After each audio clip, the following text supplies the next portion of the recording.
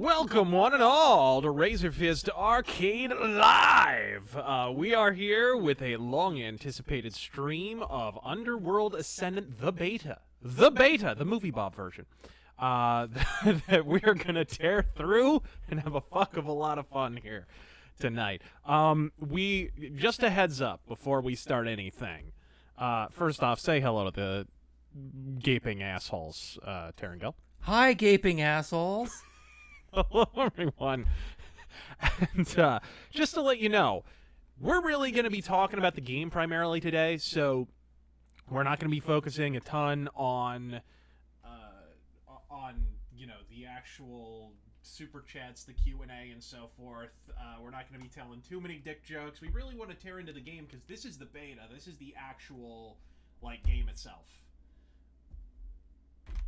You accidentally shut my mic off there for a second. Oh, sorry. Dildo.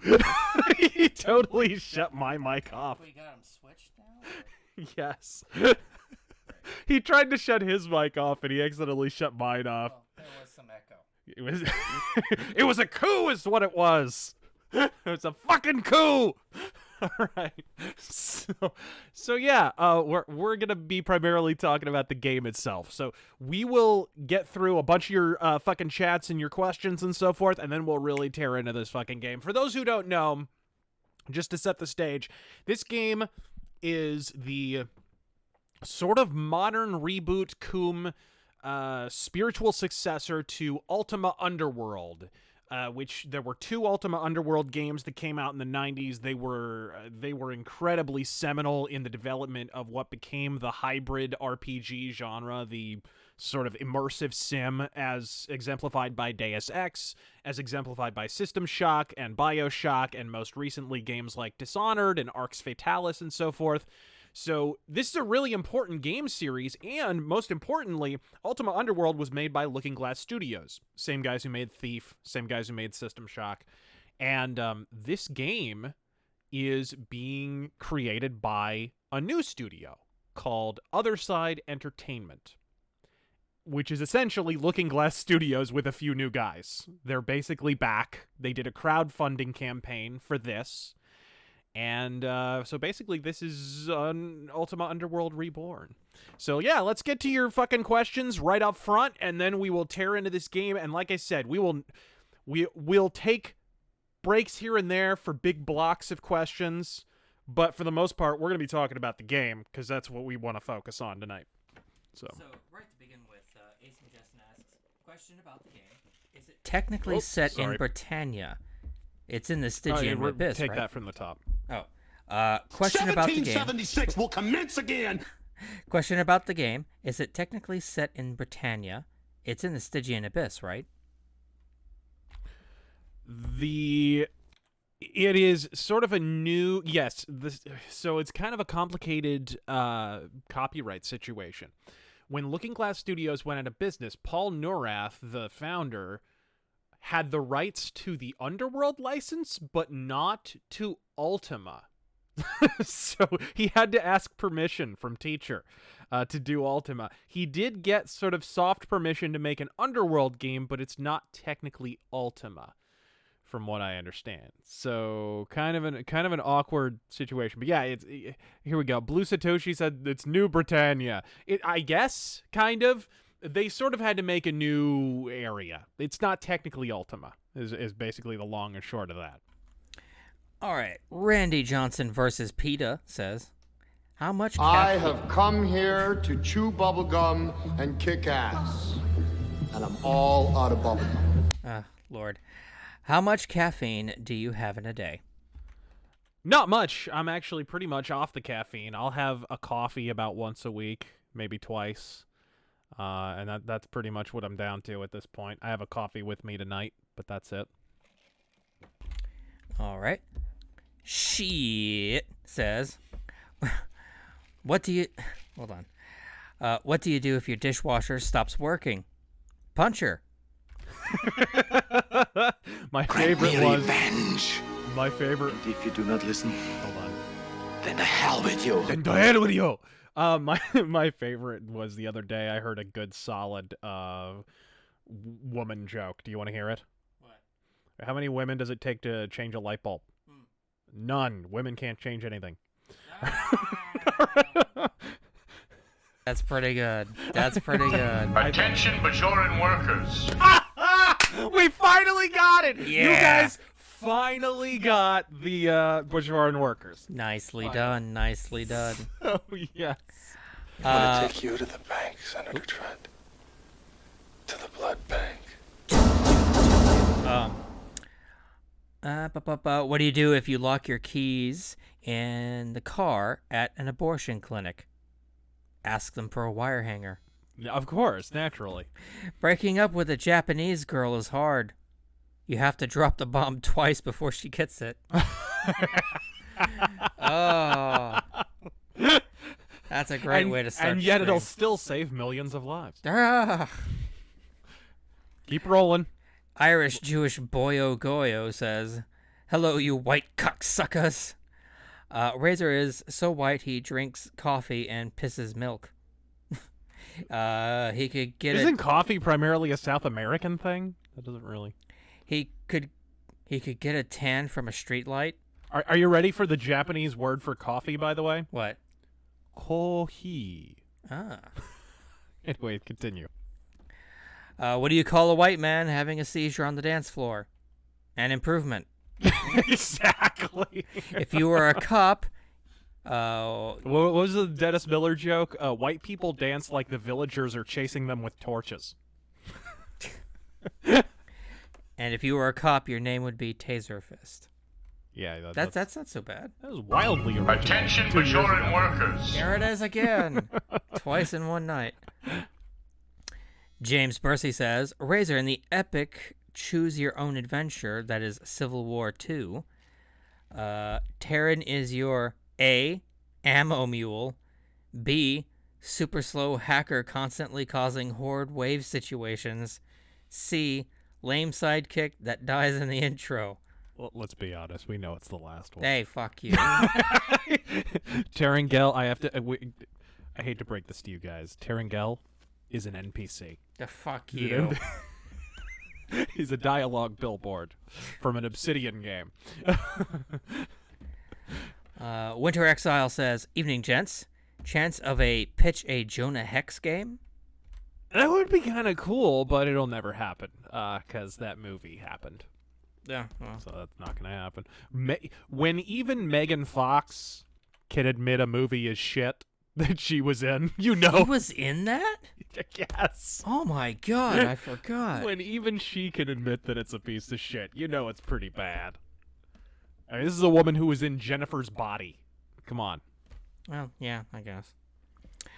John Horn says, and now back to Roundtable with RazörFist, Styx Hex and Hammer, Glenn Danzig, and Bret Hart. If you want to bang ideologies with me. Winter Exile says, thoughts on SJW Marvel writer Chuck Wendig's firing? Yeah, I'm not really familiar with the circumstances of it. From what I understand, he was actually antagonizing readers on Twitter. Yeah, which that is was it. Hostile tweets and toxic yeah, shit. which is a little different to me. Like, I can see the justification for that a little bit more. If you're actively pissing on your consumers, that's a little different. I'm not one for the deplatforming, but I think that's really more a PR thing. Only Caleb says, what's your favorite food? Also, how are you today?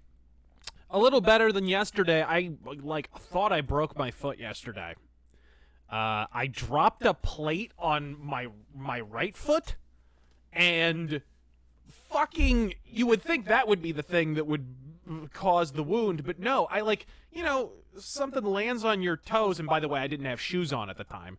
So I hit my fucking toes with this goddamn plate, and it makes me kind of jump back. And when I came back down on my left foot, it rolled completely under, and I heard a loud popping noise, which is always good. Oh. So it was swollen and didn't feel good. I don't think it's broken because it feels a lot better today. But, I'll probably need a couple days off of it for the most part. But I've graduated from crutches to a cane, so that's an encouraging sign. So I literally could not sit down yesterday, though, because even, sitting down, if you put the foot down, it was like even putting that little pressure on it was fucking agony. Today it's better though. Stealth Creation says, random question. Would you ever consider going to an event celebrated within the Visegrad states in EU, like Hungary, like Poland, Independence Day March, to indulge in a rare festive patriotic spirit? I've always wanted to go to Poland. I don't know. Rocket Insano. I would not be opposed to it. Rocket Insano How says, have you not gotten to the can you pitch a game where you play as John McCain's brain tumor yet? Have you not? well, I guess these were before we started. No, it's not. You got to the Jonah Hex one. Anyway, Attention Bajoran workers. Damn. Dio Brando, can you pitch a game where you play as John McCain's brain tumor? I'm sorry, man. Medal of Honor already exists. Continue. Yeah. Call of Duty. Rocket Insano says, rip Fallout. It's been on live support for a long time, but 76 has finally put the nail in the coffin. At least we got with Underworld a nail back. gun. Jesus. Sunrise, sunset. Oh, a whole lot of sunset, not much sunrise. Groovy Snake says, I want a Styx Hexen Razor 666 plushie. It would have to have two different builds. And you would have to have a variant that doesn't have a shirt, because that's the secret, right? I'm the one with the shirt, he's the one without the shirt. That's how you know. Ghost of McCain's Tumor says, It's like Clark Kent with or without the glasses. if I'd know that McCain dying would lead to Republicans finding their balls, I'd have killed him a long time ago. Since the Senate is... God damn it. Since the Senate is safe, thoughts on Dems' chance of taking the House. Also, Mark of the Ninja stream in the future. Godspeed. Yeah, I saw the remastered version came out. Yeah, I've actually planned. There's been a couple of times I kind of planned to do a Mark of the Ninja stream and then just never got around to it. But yeah, that's totally in the cards. We'll totally do that. But as far as the Democrats' chances in the House, they have a slightly better chance in the House, but the thing is, the math is still not in their favor. Really, their only chance here is, and again, I said this on Crowder, if everything goes right, they get to maintain their current level of control, really. Like, if the blue wave is a blue tsunami, they might pick up some seats in the House. It would be an extreme outlier if they were able to take the House. And you know, the real clue in terms of all the spin going on is if you watch, for example, the Wall Street Journal's fucking propaganda piece on YouTube about, you know, will the blue wave happen? And they say, well, there's just 4 things that were features of each time a midterm election has gone for the opposite part. Or actually, no. There were just 4 things that happened when an incumbent party got to keep control in a midterm election, because usually they lose control in the midterm elections. Right off the bat, that's complete horseshit. It's so reductive and nonsensical because there's so many other factors at play than just 4 things. And I forget what the 4 things are. I think it's high motivation in the opposition party, a bad economy, which is most certainly not the case with Donald Trump. Which by the way, I think that's the reason the fucking, have you seen the spin lately from the, you know, the goddamn stock market dropped, what was it? Fucking 600 points or something. Like it actually wasn't much. And the media jumped on it immediately. Oh shit, doomsday for Wall Street. And they made sure to play clips of Donald Trump at rallies a fucking week ago. 1776 will commence You know, again. talking about how good the economy was, right? That you can just tell the propaganda wheels are turning. And we'll do just a handful more. Dayton Pfeiffer says, hey, Razor and Terran, what did you guys think of the comic book and or film The Crow? I enjoyed it, and I think the comic's a lot better than the movie. Up against Special Yaks. Either of you care for a bowl of Grandma Brownie's chocolate chunker wonker bunkers, now with even bigger chunks of chocolate chunks? What? That sounds like a Ben and Jerry's flavor. All right, and Proletariat pistachio. Fucking Ben and Jerry's. Goddamn commies. Commie cream, I call it. was I muted there? For half a second. Let's see. Winter Exile says, thoughts, hopes for Red Dead Redemption 2. I am. You know how you get to this point in the video game hype cycle where you just don't need to see anymore? You just know, okay, I'm already interested. I don't care. I don't want to see any more because it's going to spoil the game. I hit that point about a month and a half ago with Red Dead 2, so I'm sold on it, gang. That's all I'll say. It looks good. It looks like it's gonna skew a little bit more RPG-ish, which I always felt like that's the difference between GTA and Red Dead. Is that Red Dead, not so much the first one, not Red Dead Revolver, but although it has some of it. But Red Dead Redemption, definitely, compared to GTA, felt a little more like an RPG. Red Dead, I would almost say, is like a really, really, really dumbed down open world RPG. In a way, with some gunplay thrown in. Whereas GTA feels more of like an open world action game with some RPG elements. So, but I'm stoked. I'm very excited. And they better have a fucking Mauser, and they better have the goddamn stock with it. All right, and we'll do this one last one. Crusader Saracen says, Trump just announced a rally in Mesa next Friday. You guys gonna be there? I might. I don't know. I don't have tickets or anything, but I'm glad that Trump is taking the Senate race here in Arizona seriously, although I'm not sure he's really needed at this point. I think Kirsten Sinema went up like the Hindenburg this last week.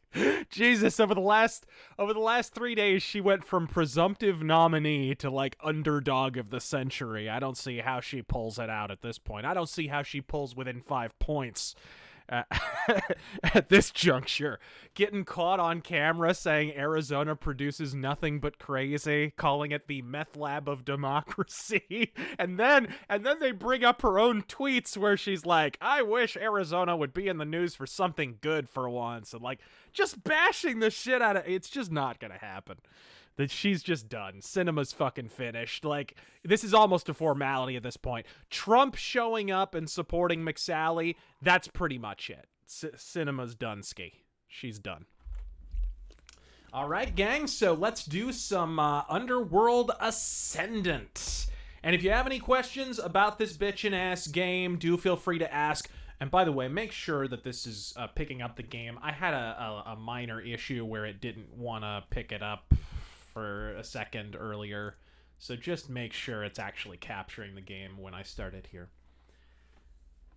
As I said, this is by Other Side Entertainment, which is, kind of a reference to Looking Glass Studios, through the looking glass and onto the other side or whatever. It's, I believe the producer of this game is the same guy who produced Thief the Dark Project, Tim Stelmach. And you're going to see a lot of commonality with the Thief series here, even though it's definitely not Thief. You still are echoing a bit, so you're going to have to mute me, I think. Alright, well actually, let's just turn you down. Okay, we are picking up the footage, so we're good on that one. I think it's because our mics are just so much closer. You want to pull that a little farther if you can? If you can, without knocking everything over. Over here, maybe? Yeah, just pull it a little farther and kind of turn so that your voice is traveling in a different direction.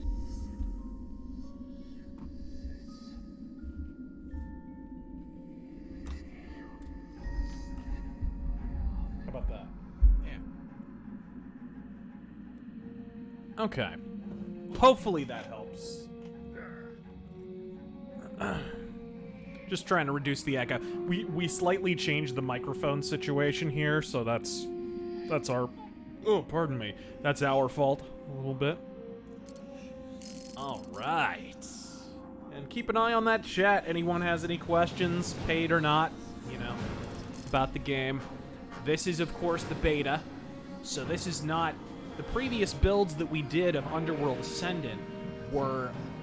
I really liked what they were doing. They, instead of, like, dropping you into a place in the game itself, they created these unique builds that were showing off just one aspect of the game. So, like, they started out showing off the magic system, and then they had one that was showing off the stealth and the archery a little bit more, and then they had one that was more about, like, the physics puzzles and the emergent gameplay. It's one of the big things with Looking Glass Studios games back in the day, and it appears to be one of the primary focuses of Other Side Entertainment, is this focus on emergent gameplay, of not scripting things, not hardwiring things in, letting you figure out your own solutions for situations. That's the primary appeal here.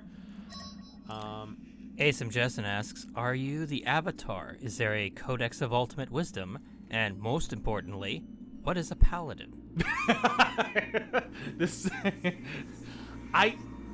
You'll see here, they heavily imply that you're the Avatar here. They don't say Avatar, but let's go through the intro here and you'll see what I'm talking about. So none of this was in any of the previous builds. All right, let's go. Let's go Razor. And yes, there's some light customization. Go pale as shit, of course. What's this? Oh, okay, so you can be bigger or smaller. I can be big buff guy or big little shrimpy guy. Cool. And you can customize your voice. Ha! Okay, so you can be a chick, or a dude.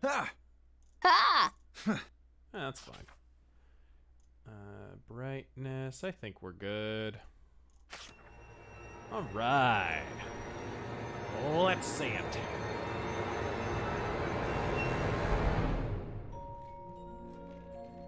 Your sleep has been troubled for days. Every night you awake, drenched in sweat, a voice echoing in your head. You have AIDS. Every night it becomes louder, until one night the voice speaks and you awaken somewhere else. Classic, like, Ultima opening. You're pulled from our world into Ultima, basically. There's some Greek mythology stuff in here, too, I should mention. Ascendant, we have need of you. The Stygian Abyss faces its oldest and greatest threat. Typhon, father of monsters, nemesis of Zeus, threatens to break free the ancient bonds that have imprisoned him for millennia. Local factions held means to halt his rise, but quarreled endlessly as his minions, the dead, struck. Now the factions lie beyond, depleted, all but helpless.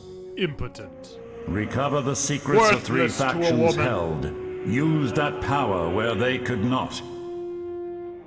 Only one, as clever and resourceful as you, may prevail. Why, thank you. Show us a new way, Ascendant.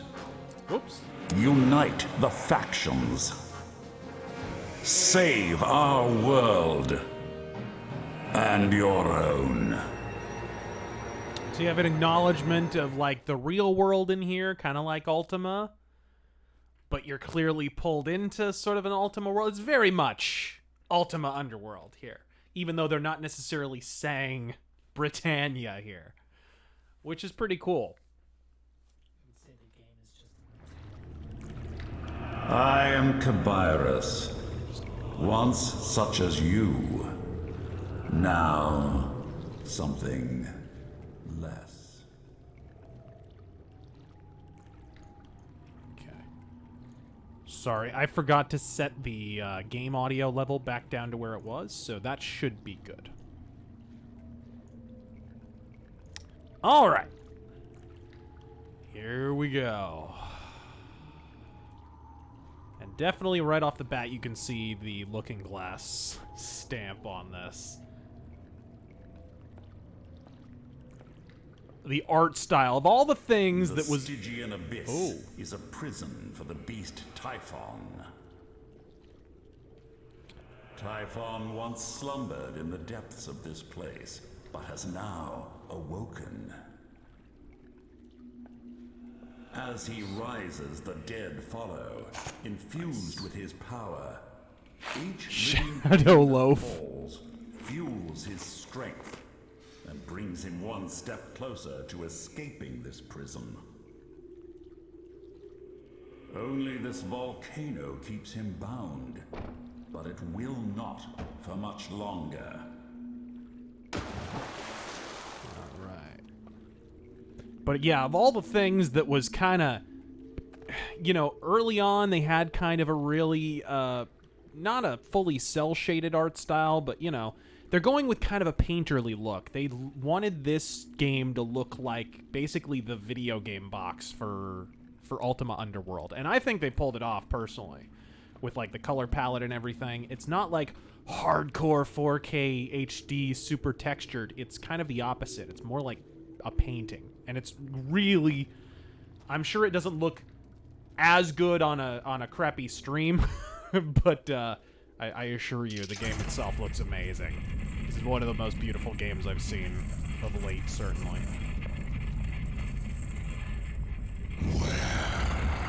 Oh my.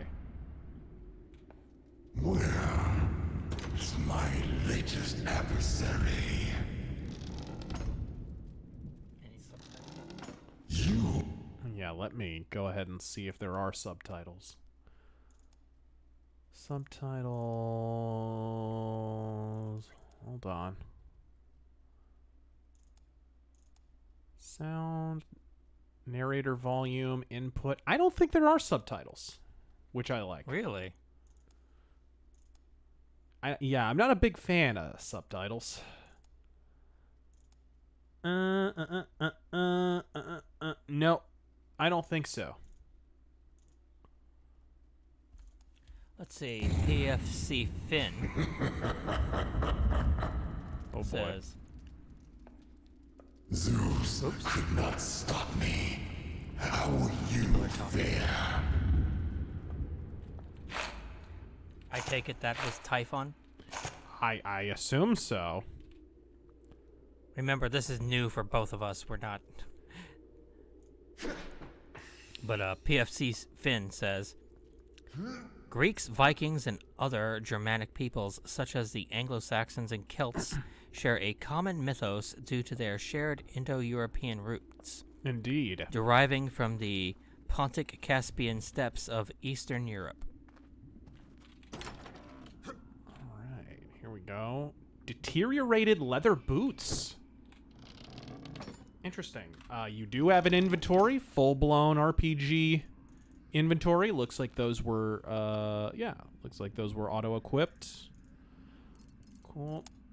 You do have a map. I believe you can annotate it. Yes, you can. Just like in Thief or of course, Ultima Underworld. This is your skill tree, and it's pretty fucking... You can see here, it's pretty vast. None of this was in the earlier backer builds because, as I said in the previous streams, it was really just showing off one or two aspects of gameplay early on. This is basically the beta of the full game. Assimilate this. Real quick, Ethan Long says, no subtitles? How ableist of them. I really like it. I think it's more immersive. You kind of had to figure with Looking Glass's philosophy, like, I don't think there are not any subtitles in Thief. Right? Thief 1 through 3 I don't think have subtitles. And I think that's by design. They want you to feel like you're in the game. Not like you're watching it. There we go. Oh, and a reminder for people who are just joining us. We're my doing God. super chats and other donations in large blocks. We won't be doing them throughout the whole stream. Jesus. So we'll take a break at some time in the future and get to your questions. This is what I'm talking about. This looks like the cover of one of the games. Fucking hell.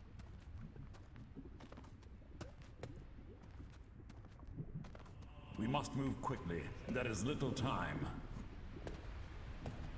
First, we must prove ourselves.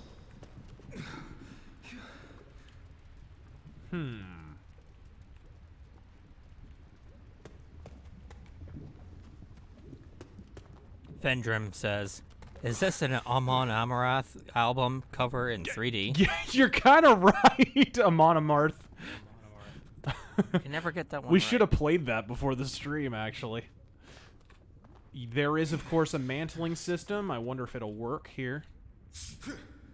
Yep, it'll work everywhere. That's the thing about Looking Glass. I forget what interview I was listening to with one of the Looking Glass employees where they said, you know, most games, most video games that are made like by AAA studios, if a game tester gets trapped somewhere, like climbs the terrain they're not supposed to and gets trapped, they'll just put an invisible wall up so they can't climb in there. At Looking Glass, if we found that out, we would just put a ladder down there so they could get out once they get in there.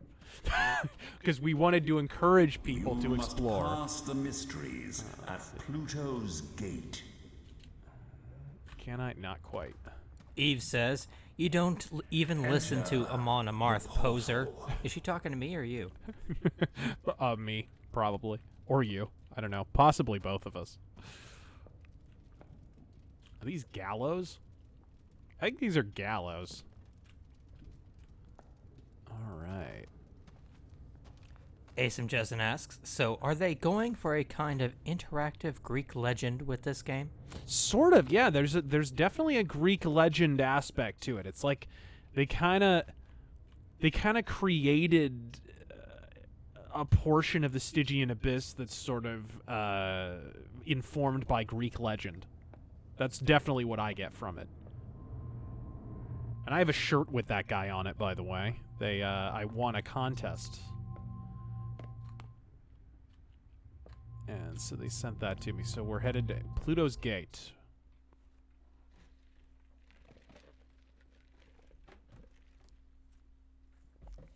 Now this is kind of a tutorial segment. You can skip all this.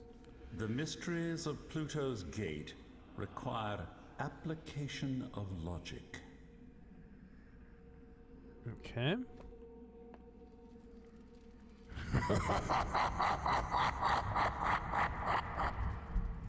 All right.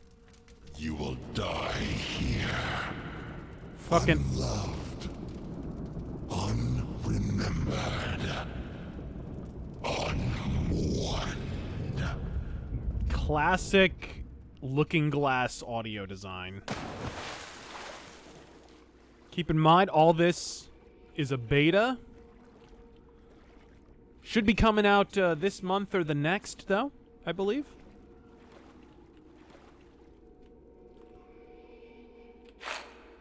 Alright. Jesus. Alright, what do we have here?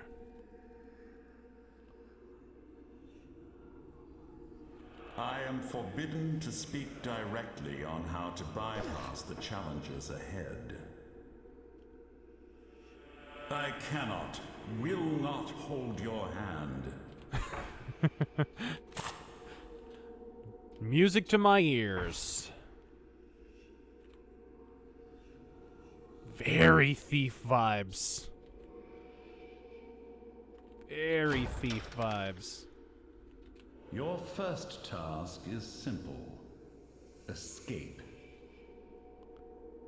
You tread lightly as any outcast rogue, Dahlia, yet I sense you on my heels. Seek my scrawls for guidance.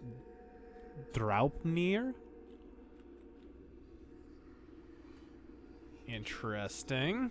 Davian Clefton says, Dungeon of Goblins. Alex Jones's nightmare. Yes!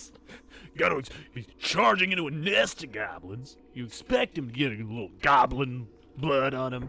The wood is strong, hardy. In time you could beat it down, or simply apply fire. Yes, you can light objects on fire and then throw them at wooden objects. And, They will catch them on fire. If they're close enough. I'm not sure that is. Go on. Catch on fire. Come on, door. Yes! This is part of what I'm talking about here, is improvised solutions. There were a number of ways to get around that, including beating the door down. Man, that looks really good. Yeah, it does. Am I crazy? Does that not look better than last time? Yeah. Treachery and Doom.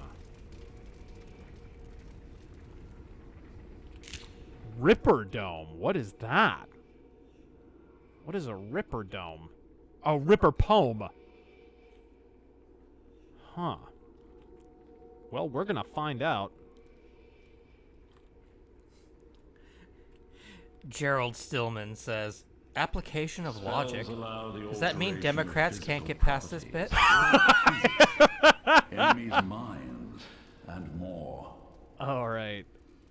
Oh, okay. Move wood wand. Each wand is branded with a single spell. This is not how it works generally in the game, by the way. As you can see from the skills here, you actually Rocket launcher. You actually get spells and so forth. So I think this is just to demonstrate the technique. And what do you need to do here? Asim Justin says, I love the little reference to the first game on the top of the door. Yeah. Is that what that is? Okay, how should I do this? Well, I guess I could just do one of these.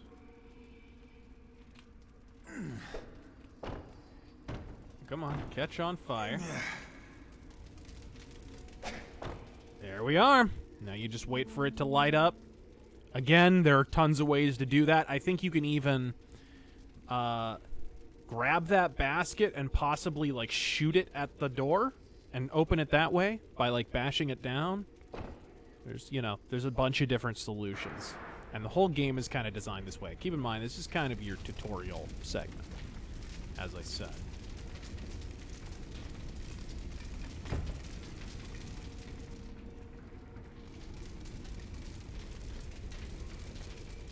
But I really think the art style came together big time.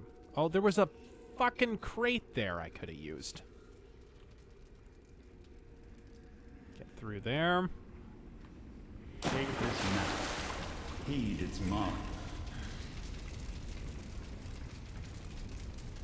Your magical reserves are replenished by seeking out mana. Fragments of mana float invisibly throughout the Stygian abyss. Only one with a careful ear or special sight can find them. Coin purse. Okay. So seeking out mana.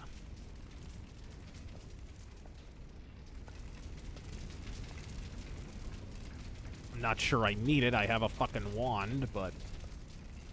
Oh, right, this part.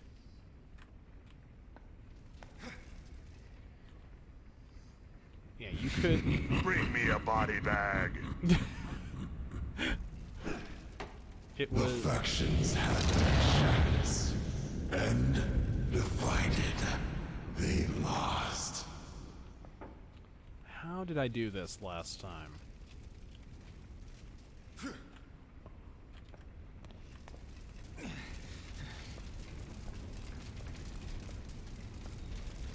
I think I grabbed, like... Well, I guess you could do this the old-fashioned way. Just... grab a bunch of fucking crates and stack them Deus Ex style. But I believe you could also use the wand there to freeze the crates in midair and create like a magic bridge. Basically, I think that's what we did last time. Demon Flesh Spawn says, did you get my donation, Taryn? For people who are just joining us, we're going to be doing donations and super chats in large blocks. Yep. So we'll get to a point where we'll take a break and go through your questions. Large blocks, and we may well miss quite a few. We're just focusing primarily on the game itself, because this is the beta. We've been waiting for this forever. We definitely want to delve into the game and talk about all that's going on here. Sweet. Right. Orion's Gates. We saw some of I this. seek not to teach you, but to make you think.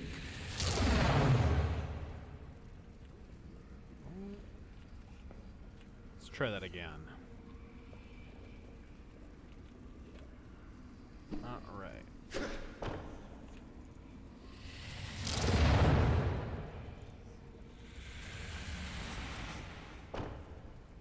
Huh. How do you do that again?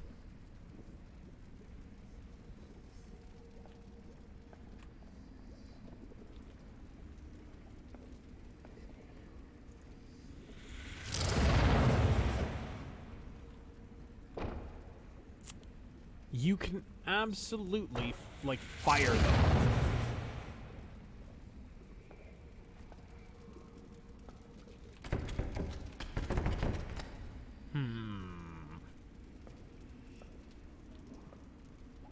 Switch over there.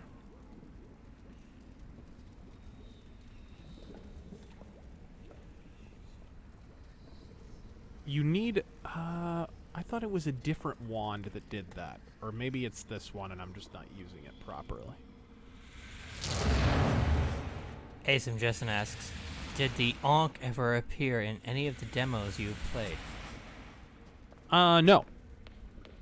Not that I saw, anyways. Not that I saw. Let's see here. Okay, I'm kind of low on mana. Inventory. Let's see here.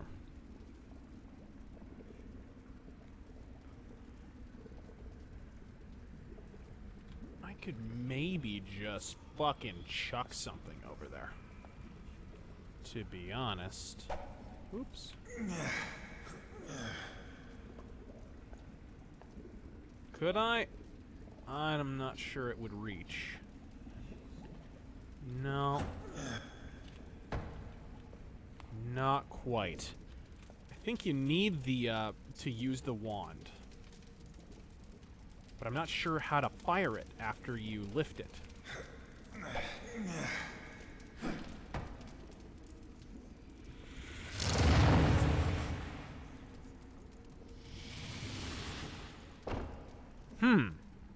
Yeah, I think I just don't have enough mana for some reason. So, what did they say? Something about you need to, like...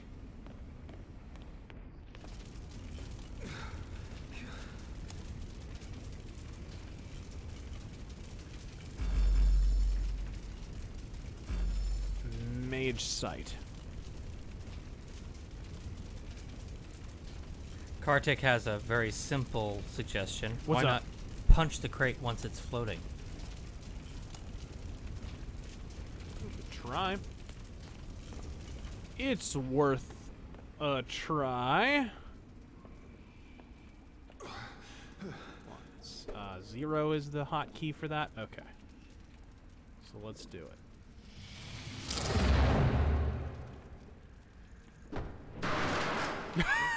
No, it just killed it. Nope. It was worth a shot. No, I've got Mage Sight. And let me just check the controls real quick. See how you fucking use them. I think I missed input. There we go. Bindings. What the fuck? Hello? Professor Fish Whistle says, your wand is low T. I don't think that's the problem. But I'm not... Where the fuck are the bindings? The bindings aren't popping up here. I need to... Hold on. How do you cast? One, two, come on.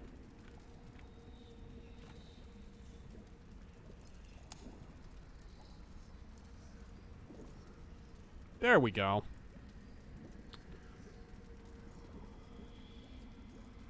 Feats. No. To rotate. Yes, yes, yes, yes, yes. Float invisibly through the Stygian abyss. Only those with a careful ear or special sight can find them. And I should have mage sight off the bat, correct? Or is that something I have to unlock? And maybe double click it. Keep in mind, this is a tutorial. We can skip all this. It's actually not that big of a deal. If we get stuck. Because I'm retarded. Well, let's,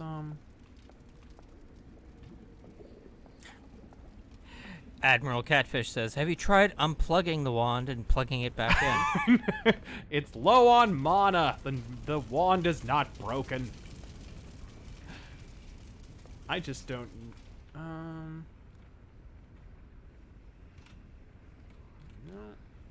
Go away.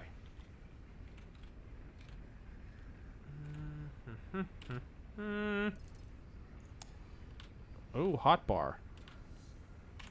Okay. That's the... Of course, that's the map button. Go away. Controls. There you go. Imprint Memora. Alright. Yes.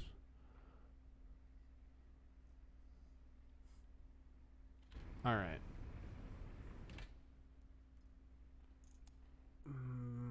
That's G. Okay, cool. The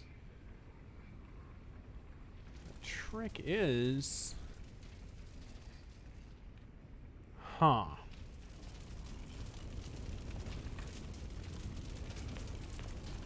Oh, we'll try it again. And if we can't find any mana or anything, then we'll just fucking... Someone did suggest standing on the altar and then throwing something over. Maybe it'll make you a little bit closer. That is not bad, actually.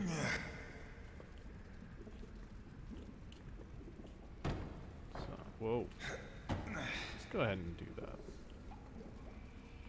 Can I jump on here? Whoa! Oh my gosh. Your idea is gonna work. Feat accomplished.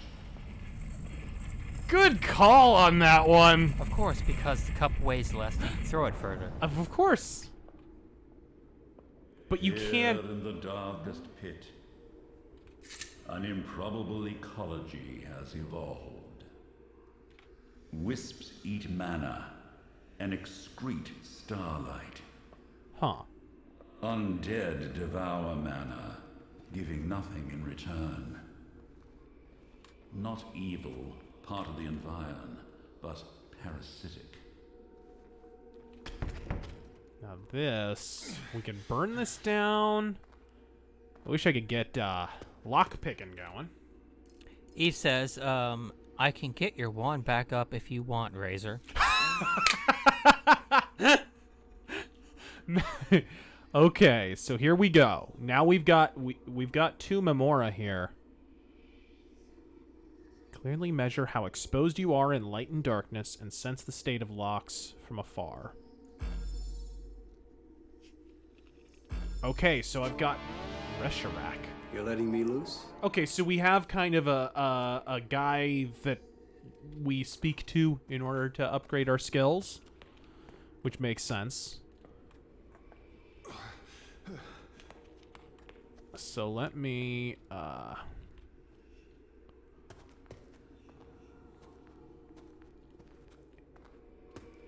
we don't have any fire around that I can use.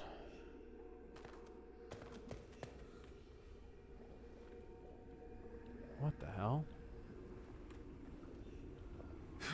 I had thought to bring you here quietly, but Typhon's minions fill the halls ahead. I will guide you as best I can. God. We need you. It's hard to explain the atmosphere. I mean, you can see some of it, If you cannot but damn. stop him, this world is lost. Your world. And they really upped it since the last build, too. It's a lot moodier than the last time. Feat accomplished. Show feat accomplished. I actually want him to record that somewhere. Somebody's got to message him or something. This voice work, of course, is Stephen Russell, the voice of Garrett. The Thief's Demise. I don't like the name of that, considering I plan on playing a stealth character. I'm not crazy about that name. The Silver Sapling. Before danger, plant the seed. When you fall, it will restore you. Yeah, so this is basically your checkpoint system. It's a really interesting idea, but you have seeds that can plant little saplings. And so you have to have a patch of dirt nearby. And you just drop one, and wherever the hell you drop it, that's where you're going to respawn if you die. A really interesting system. Feat completed. Oh, shit. There's a fucking skeleton just chilling there. Just chilling, not doing anything. Just chilling. Beware sister. Plant the seed. Oh! There we go.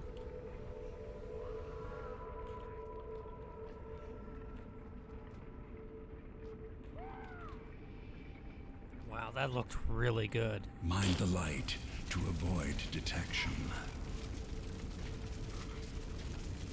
Okay. Boy, this is very thief-esque. Here.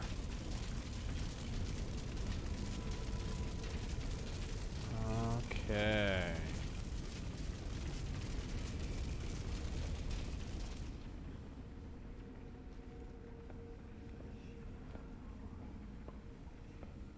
And of course, sound makes a difference as well, so, you know, if you crouch and so forth and move slowly, it reduces the amount you can be heard.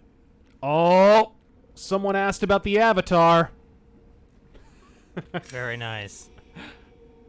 Nice little Ultima Underworld reference there. Pristine bleached femur. Do I really need one? This is also interesting, too. So I'm lifting this by holding it.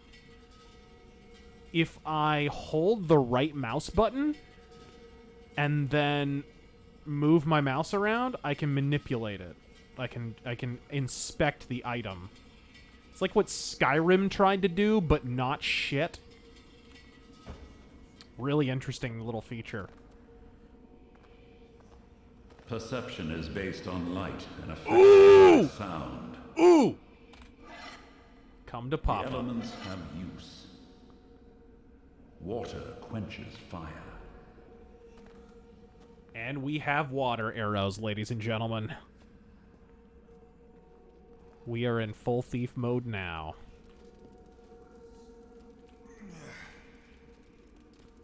Just throwing water bottles, obviously, can quench torches as well. So you don't have to use water arrows if you don't want to.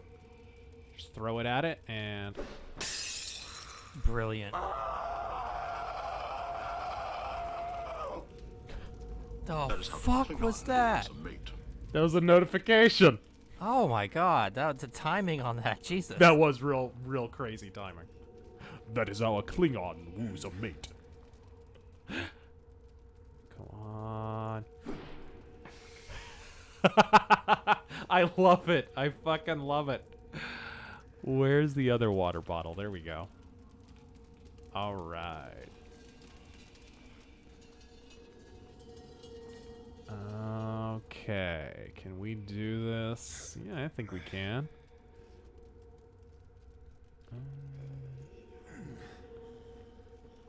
Let's walk over here. You're letting me loose? All right. Beautiful. More water arrows. More horse testicles means more fiber. Pristine longbow. I already got one, bish. Ah! He saw me.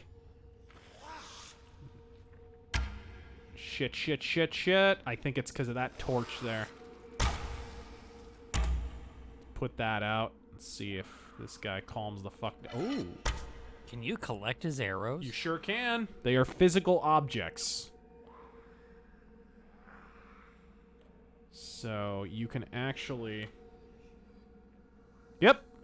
There you go. Normal arrow.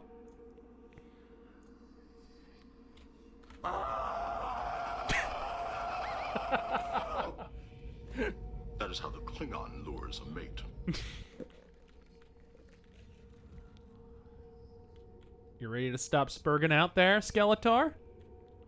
Look at that! This is so Thief. That's totally what happens in Thief. Whoa!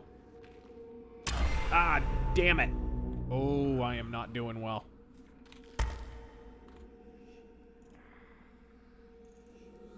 Come on. Thank you. The Shadow Loaf node. Yes!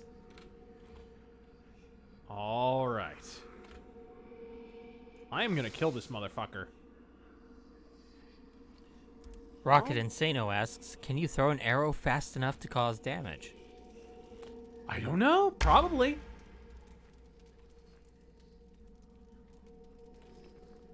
You can throw anything at these guys. Mostly when you throw an object, though, it's just gonna distract them. Cures poisoning. Okay. That removes poison conditions. I need something that gives health. Known to produce strange effects in the deep slug. I'm not sure. Well, whatever. Let me just drop down here. That's more like it. Alright, then.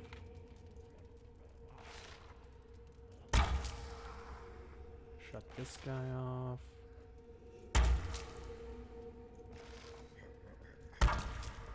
Oops. There we are. Dark Design says, who knows what lurks in the stomachs of men? The Shadow Loaf knows. Yes!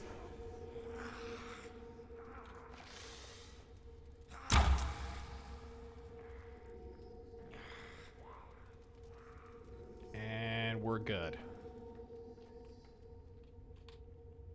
They have that looking glass audio design down. Feat accomplished.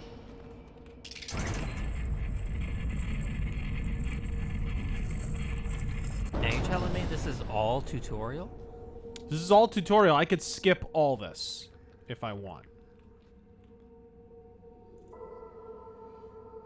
You have been measured. The Saurians watch What is this? and judge.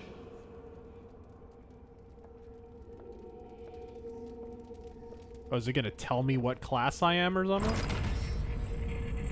Probably not. There's not really classes as such in this game. You can play, there's different play styles you can mix and match.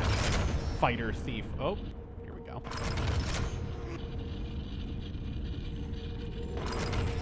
There we are.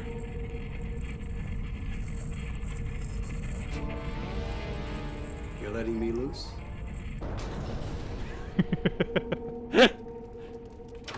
What would I do without you, dude?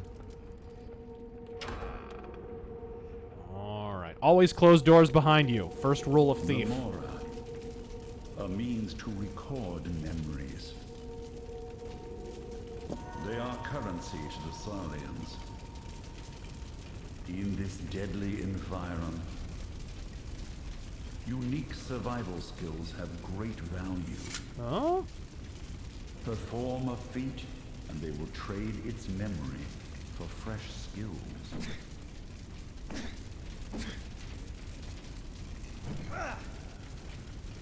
Hold, and it'll be stronger attack. Okay, let's see. Where is... I need like a crate or something.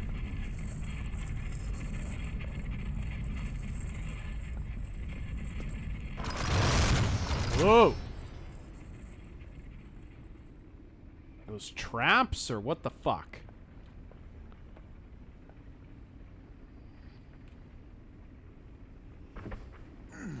Oh my god, can I use a skeleton?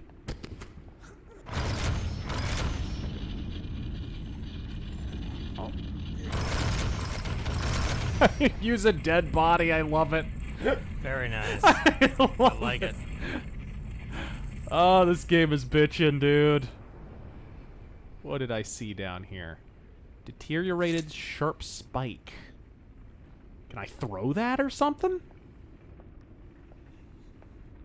Did you walk past the door? Could you spike the door? Spike the door? Yeah, so it can't be opened. This world crumbles as my power grows. Oh, there we go. I need to get some way of healing here.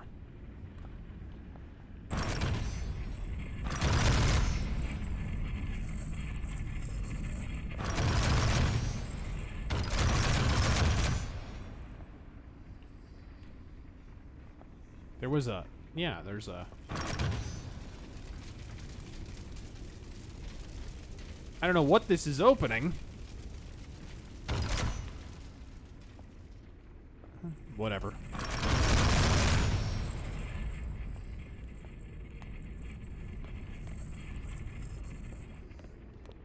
Okay. Let's get over here. What is this? Another sword? No. Flaming orb wand. Alright. A rough stabbing tool. So this is... It's a dagger? I wonder if you can do stealth kills with this. Interesting. I wonder. On a skeleton? Maybe? Flaming orb!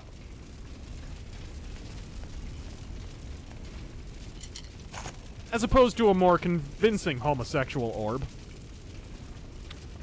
Huh? There we go. Brother Draugr, we found Sven's corpse. I pursue you not out of malice, but because I must. Such is outcast justice. Dahlia. Now use all you've learned about light and darkness, magic, and the environment. Set the advantage in your favor before drawing a blade. Feat accomplished.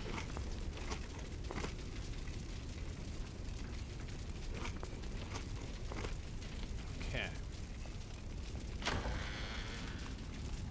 Now you kind of, it looks like it's more of a free-form kind of a tutorial thing. Again, folks, you can skip all this. But I actually like this. You're actually kind of getting story and background, too, in with this. Which I dig, in lieu of, like, a totally pointless tutorial that doesn't really tell you anything. Broken sword, I don't need that.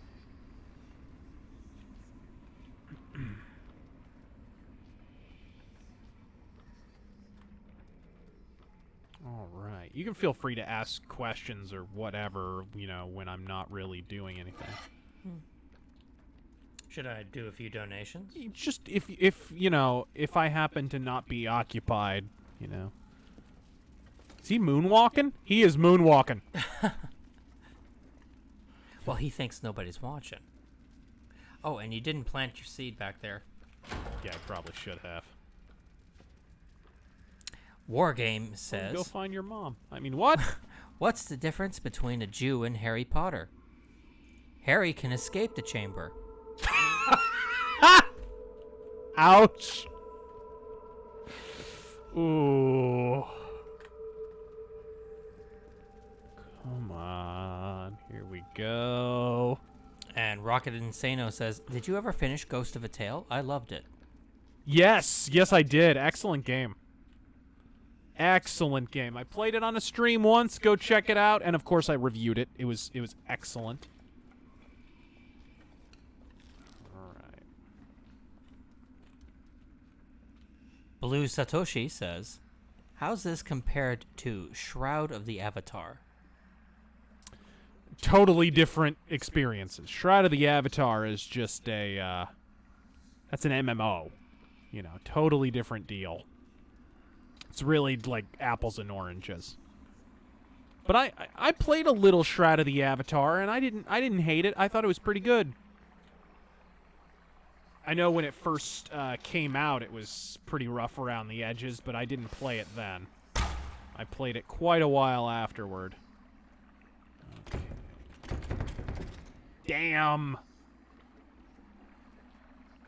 Well, I do have a flame orb thingy. Actually, shit. If I have a move wood wand, can I just... No? You know, doors are made of wood. I'm just saying. Flaming orb wand. Here we go. There we are. Oh. See, I was illuminated by the fucking fire. Eek!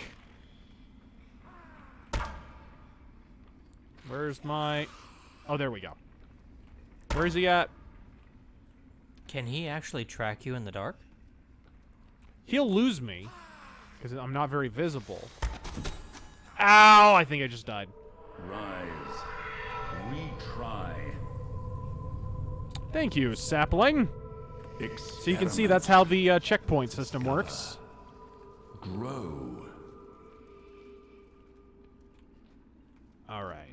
Asim Jessen asks, would you ever consider doing a retrospective on the Ultima's games? I'm not super familiar with all of them. I haven't played the entire series, admittedly. Got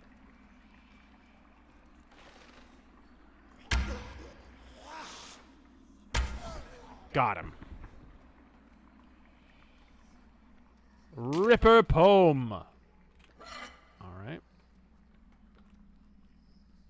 Pristine bleached femur. Fuck that shit. Alright, let's go check out that room I opened. Purified cheese!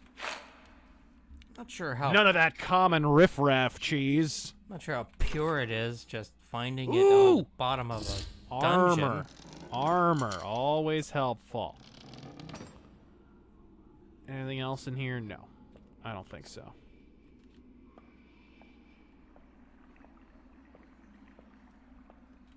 Kartik Isola says, hey, hope you're feeling better. So besides the fact that it isn't Tenchu, what is your take on Sekiro Shadows Die Twice? You know, it's Ninja Souls. It's sad what's going on with FromSoft. It's like they can only do one thing. But yeah, it looks like Ninja Souls to me. One day we'll get another Armored Core. One day we'll get anything that isn't Souls. Sadly, it's going to take a Souls game failing for that to happen. And them fanboys, they don't look like they're going to stop buying them anytime soon. Alright, cool. Let's get a... I see a water thing. Yeah. Now, is there any way to combine those and make your own water arrows with, like, the regular arrows you have? I don't know. I do not know. I think this portion was in the last backer build, or some variant of it. It definitely wasn't this moody. They've definitely upped the lighting and everything in this. Like, this is way more advanced than what we saw before. Okay, so we need to open that. Question is, how? Oh, hello. Yeah, they can side strafe. The fucking enemies can side strafe, and they can walk backwards. They can kind of turn in the middle of their patrol route.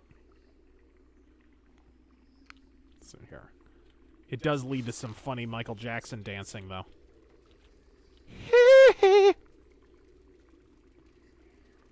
wonder if this would be a good time to test out this sharp spike. Where, if this doesn't work, we're gonna get killed bad. So I'm gonna plant this sapling, goddammit. I'm gonna plant a sapling, and then I'm gonna try and shank a bitch. I wonder if the light from the sapling can actually give you away. I don't know. I mean, that light spell gave you away last time, right? Yeah. Well, fire does. You know, every bit of fire in this game is a light source. Which is really fucking cool. I also just noticed when I equipped the leather gloves, I have gloves on. Well, he's not turning around, so let's take advantage. You ready?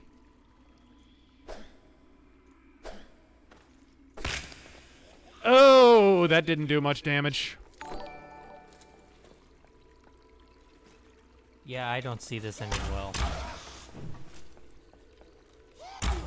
Oh, he has a big hammer. He's a very big hammer. Oh, and my aim is very bad. Right in the fucking skeleton dick. I mean, if it works, right? That was awesome. That was fucking rad. You know what? Oh my gosh. Am I gonna... Can I? Damn it. I don't know if I can get him out of here. If I can... Come on. Yes! I am hauling your skeleton ass on top of this switch. Ah!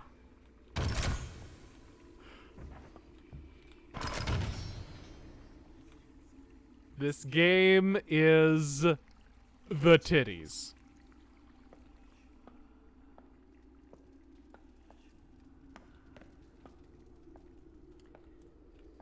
I can do another one here. I think this counts as a lull. Let's see here.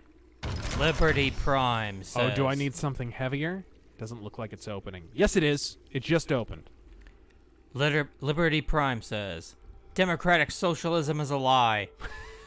Just when you think the left couldn't become any more deranged, they always one-up themselves.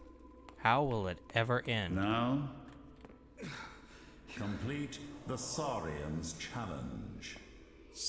Simple. You have to... It has to be a situation where it benefits them more to not be crazy than to be crazy. And right now they haven't learned the lesson yet. Hell, a disgrace to your ancestors.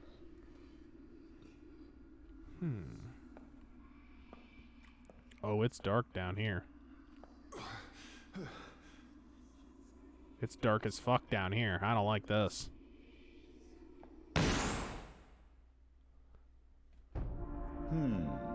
Interesting. Yep. Oh, I actually use quite a bit of magic. It kind of rates you on your play style. That's interesting. Very cool. Yeah, very, very cool. And I got some dollars out of the deal.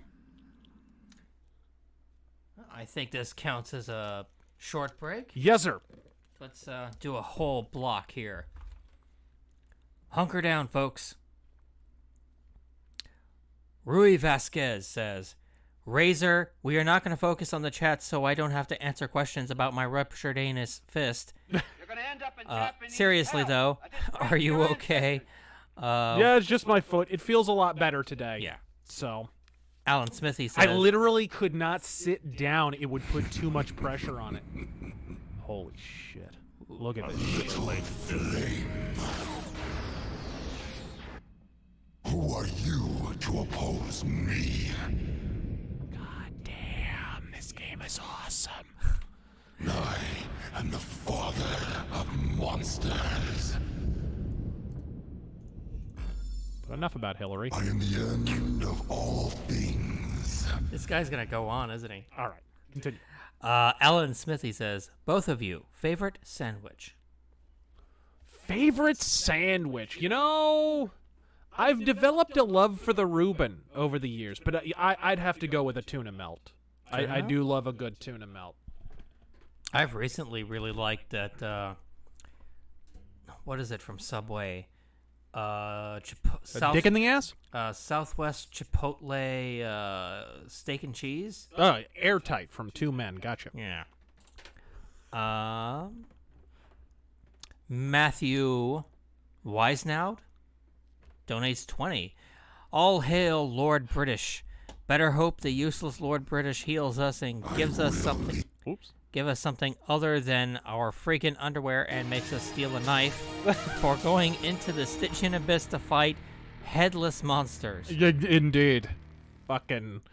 That was my big complaint about Shroud of the Avatar, was pretty much everything cost money in that game. Pretty much. You want to talk about microtransactions. It was like macro transactions. Wow, in that I mean, fucking like, game. real money. Real money for pretty much everything. Jesus. It was crazy. Fucking, you want a house? Fucking pony up, bitch.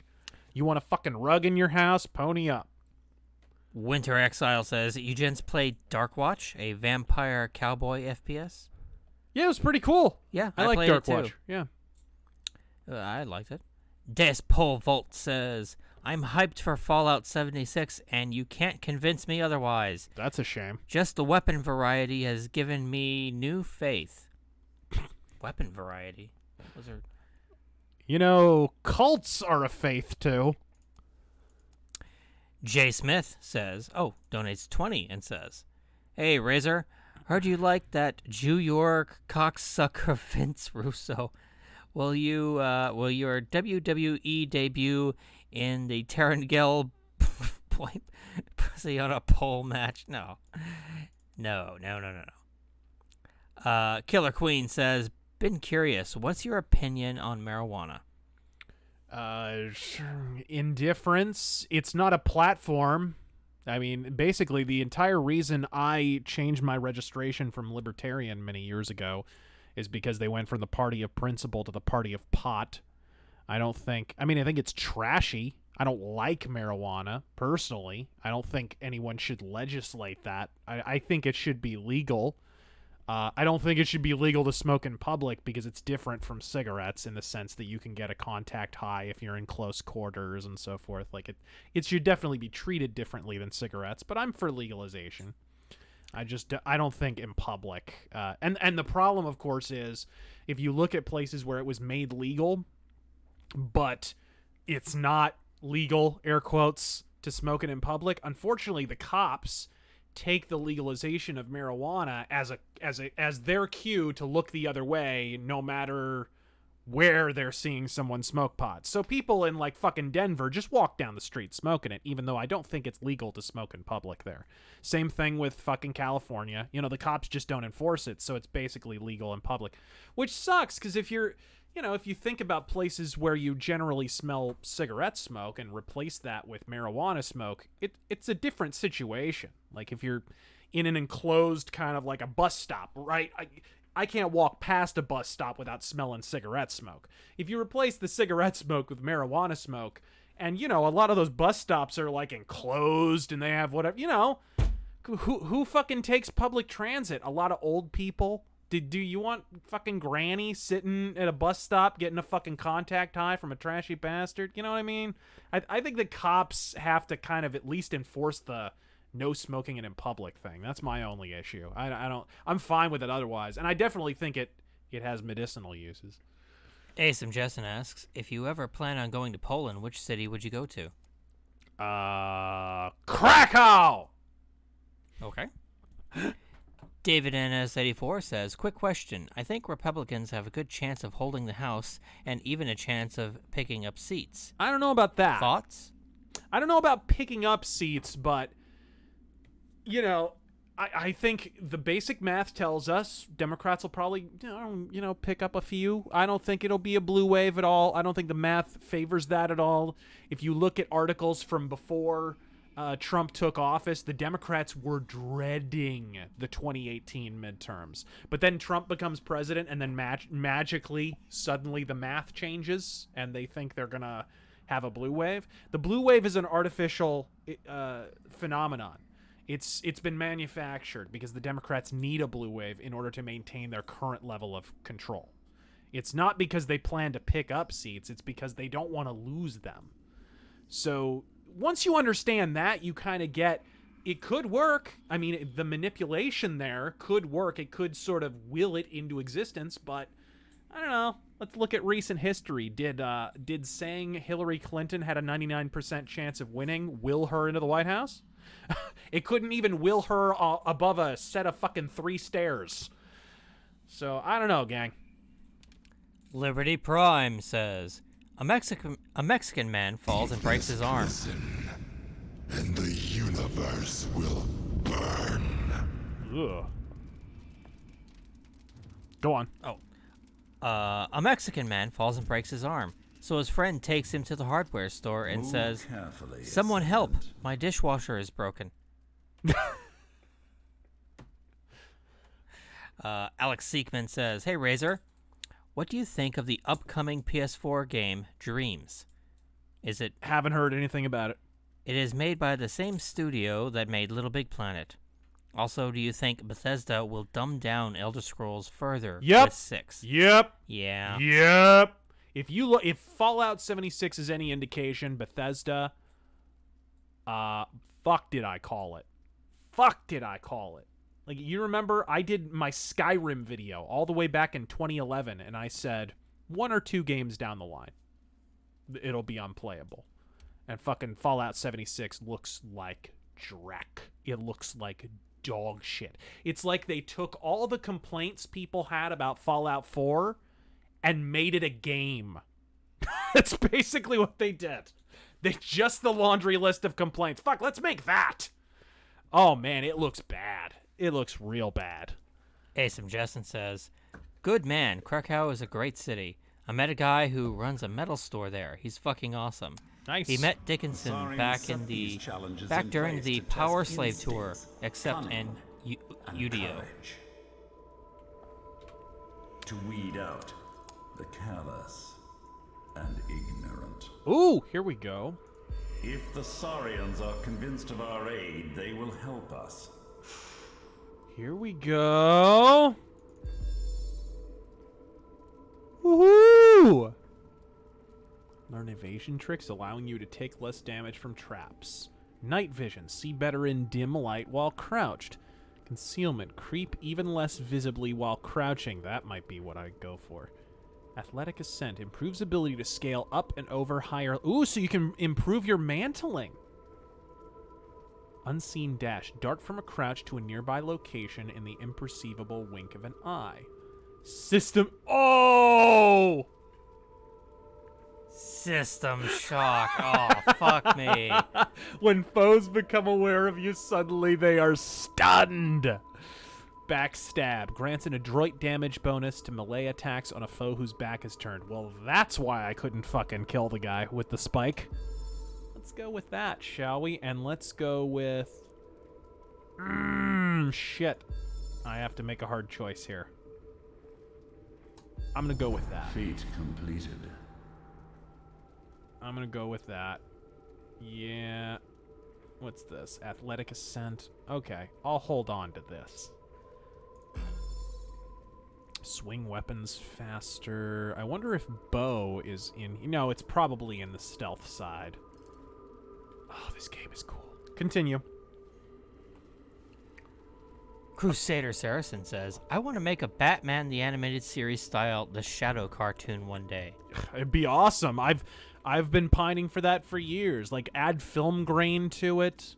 Have it, like, be black and white with sort of red or, you know, a little bit of... Just a little splash of color here and there. I think kids would dig it, personally. Just put it out there. You don't have to explain the character. That's the thing about the Shadow. Kevin Smith once said the difference between Daredevil and Batman. I said this on a couple streams back. The difference between Daredevil and Batman. If you look at a picture of Batman fighting the Joker, it's like, oh shit, that looks cool. You know, the coolness of it kind of rises and falls right there. But with Daredevil, you can't really do that, right? You can't just look at a picture of Daredevil and get excited. But the Shadow, you can do that even more, I think, than Batman. I think a cool picture of the Shadow looks considerably fucking cooler than Batman. Just the name The Shadow is a cooler name than Batman, too. It's a cool name. He has a cool look. Any kid just seeing it for the first time would think it's badass and would want to watch a show of that, I think, if you made a kid's cartoon of it. He continues, what's better? The main character is a detective and the Shadow is mostly unseen, supernatural presence, or just focus entirely on the Shadow? I say you handle it the way he's handled in the pulps, where he's the character of action, but the other characters are the characters of plot. Right? So, like, the other character... You basically have a crime story or a mystery, and then the Shadow shows up to sort of bring things back onto the side of right and justice. You know? So the Shadow remains this sort of mysterious character that you learn more and more about bit by bit.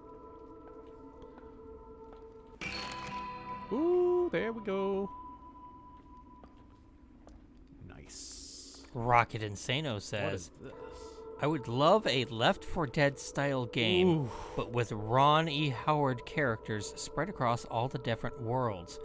Maybe even some Lovecraft stuff thrown in. Thank you, by the way, for finally getting me to read Solomon Kane.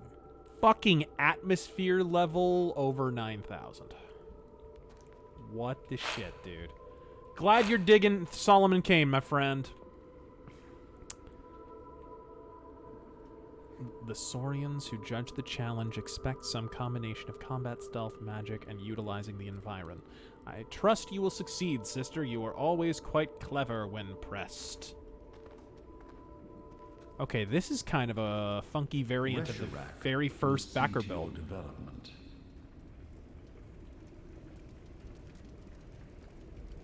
Was that like a water slide? That's interesting. The physics are such.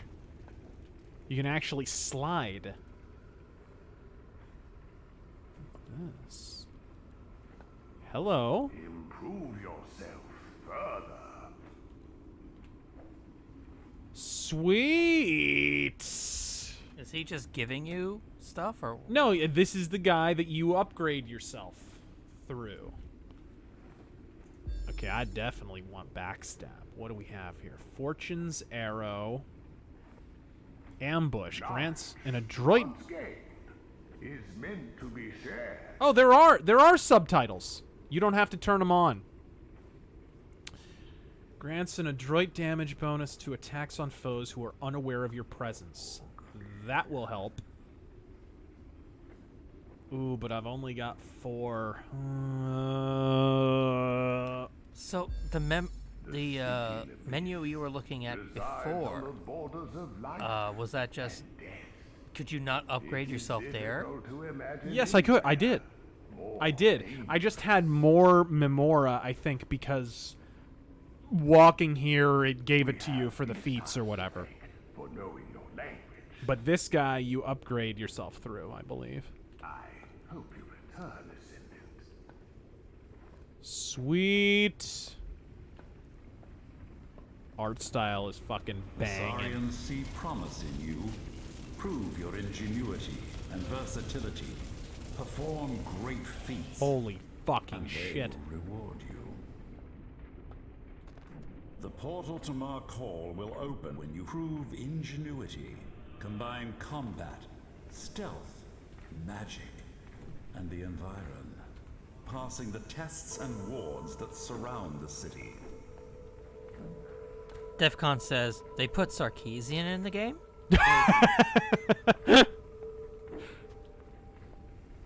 Oh shit.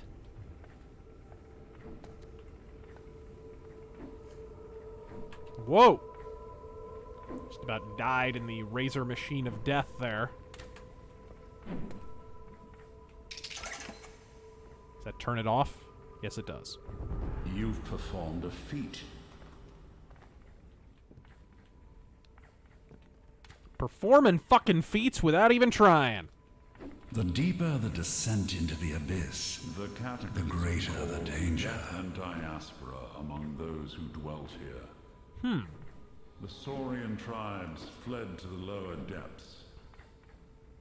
All save Canny Ishtas, who adapted. So What is The that? cataclysm caused death and diaspora among those who dwelt here. Oh, interesting. The Saurian tribes fled to the lower depths. All save Canny Ishtas. So these are like fucking Jedi holocron or some shit. They carry memories and records. Kind of a System Shock type thing. Like with the audio logs. Go on. I'm just exploring around. Tomo says, loved your bit on Crowder just the other day. Godspeed.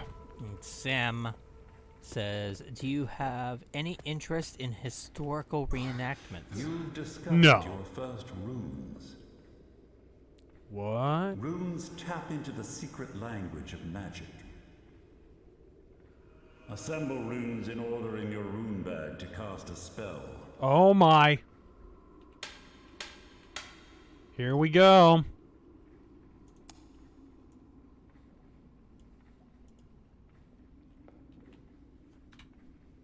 Now, how does this work? Yeah. How do you cast it? I might actually need to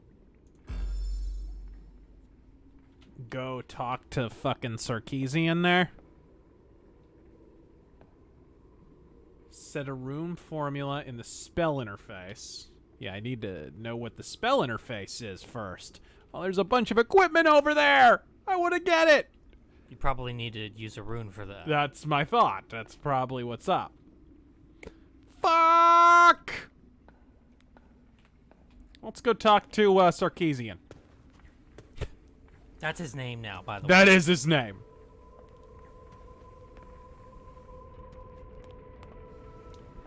Betty Farmer says, good evening, you glorious bastards. I finished reading Stormbringer a few weeks ago. Fuck and yeah. it was quite a read. Though it did drag on in parts. One of the greatest fantasy novels ever written. To earn a skill, perform a feat. Let's see here. Mana Reserve. I'll just hang on to that. Ishtas's memories lead us through Okay. each great example to become better every day. Okay. Controls. Da-da-da-da-da. Ba-ba-ba-ba. Oh! You dumb fuck. That's how you cast spells. Just equip the bag. Yeah. You dumb fuck. Look at me making my little magical Fonzie gesture. Are your fingers supposed to look like that? Are your fingers supposed to look like that? Whoa. Okay.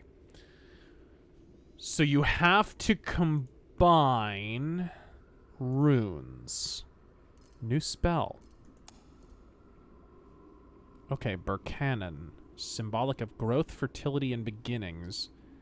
Destruction, ruin, and naked violence. So I would assume you would want to start with... You would want to start with that since it's beginnings. This is the logic I use. No? Okay. And you actually get to name the spell. That's awesome. Oh, the magic system in this game is badass. You actually get to make your own spells. So we already have more of a magic system than Skyrim. By about 50 fucking times. Okay. Then let's... What if we put 2?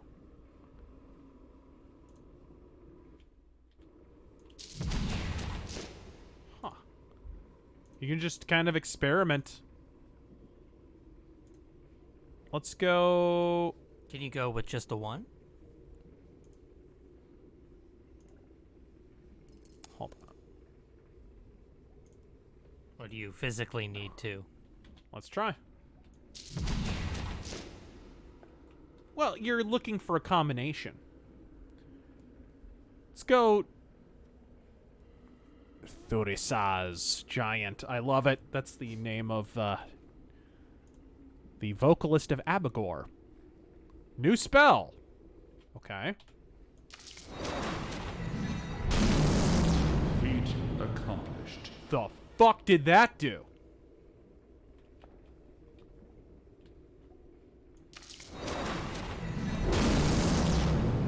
Whoa! Wow, okay. Was that like a force push? I'm guessing. Then that's what we'll call it. Hold on.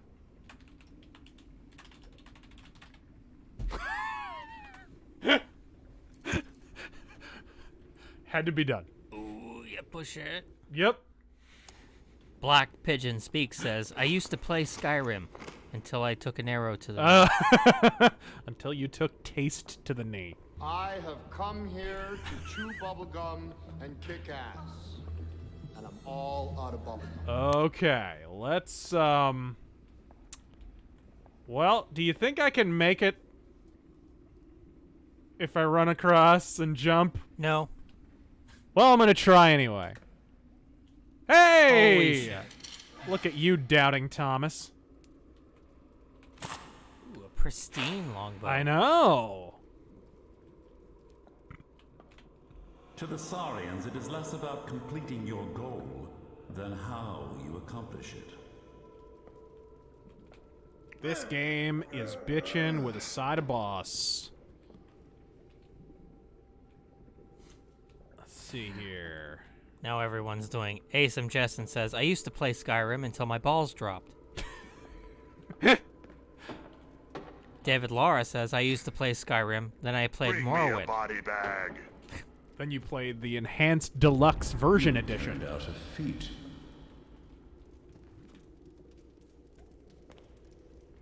What's Knowledge this? of spell formulas is Ooh! documented throughout the abyss. Also, did you leave that bow behind? Experiment with different rune I already have a bow. combinations to discover new spell formulas. But is it a pristine bow? Well? Yes. Yeah. Oh, okay. So there's Pristine only one. longbow. Hold on. Do I have a pristine longbow? I know there's different equipment. Yeah, okay. I'm good. I'm good. Keep in mind, this is a beta. I doubt all the equipment is in here. S Serpent 21 says, Attention Bajoran workers. I am Magog. Worship me. Yes! There we go. Another gift sister. The formula to strengthen person or heal. Ooh! Ooh! Okay. So we're looking for those runes. A and M. Yes, sir. Well, hold on. First off,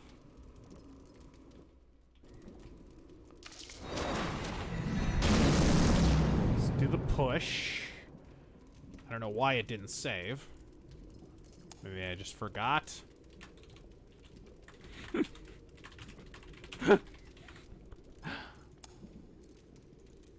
All right.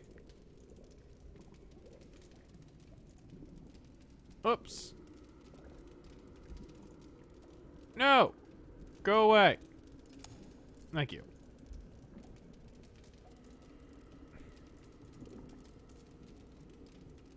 Yeah, what the fuck? Okay. And then we're gonna want to do this. Yes! I assume this is heal, but let's test it out.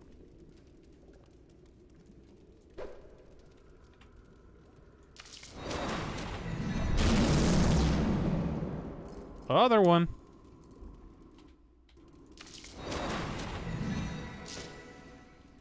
Okay, I need more mana.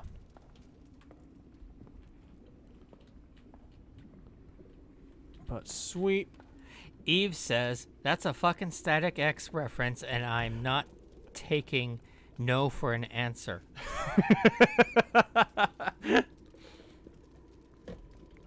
It is indeed a Static X reference.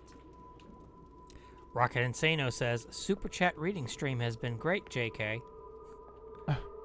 Tyler Preston says, hey Razor, a few questions. One, are you a fan of point-and-click games? I recommend Unavowed. It's a Vampire the Masquerade meets the Dresden Files. Interesting. Ooh, throwing knife. Yeah, that sounds cool.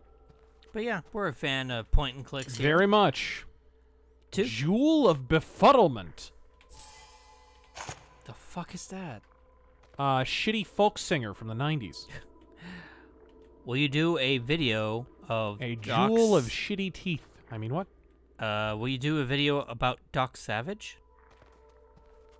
Maybe. At some point.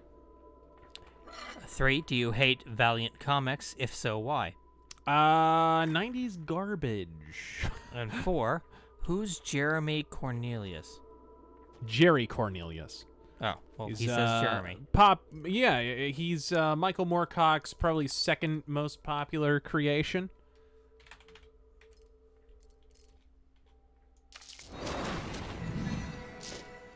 I need more mana. My question is, how do I... How the fuck enables you to see packets of magical energy? Okay. Well, tell me how to do that, fuckstick. No?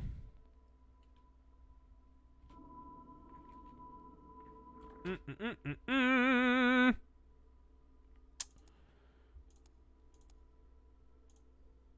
that won't help. I don't know what the button is. If someone does, let me know. Because I don't know what the button is for the fucking magic mana vision bullshit. Did you have to go to Sarkeesian to learn it? No. I already got the upgrade.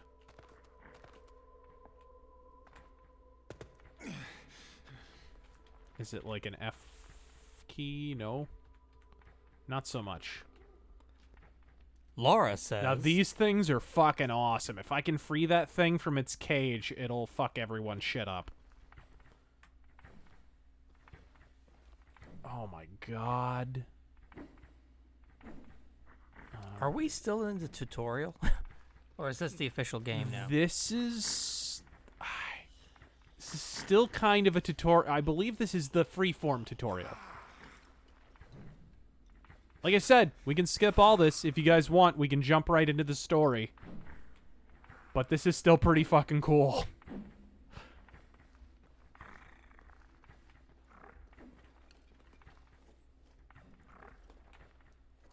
Elder Chicken is saying, you need to press confirm at the Saurian guy. Do I? Oh, shit.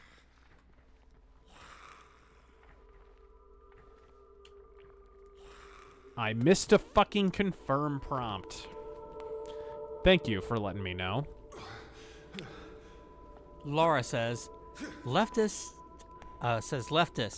if Kavanaugh is confirmed, I'm moving to Canada. He's a threat to democracy. Canada. The Prime Minister appoints the Supreme Court and the Senate. His choices cannot be challenged by anyone. Yeah. Is that true? Oh my god. Indeed.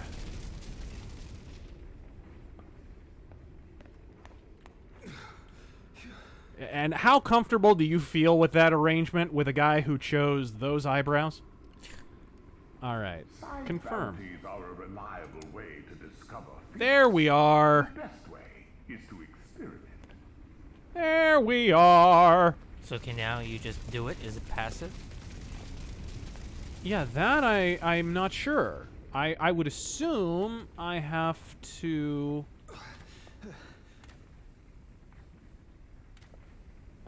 I would assume I have to activate it, but I don't know.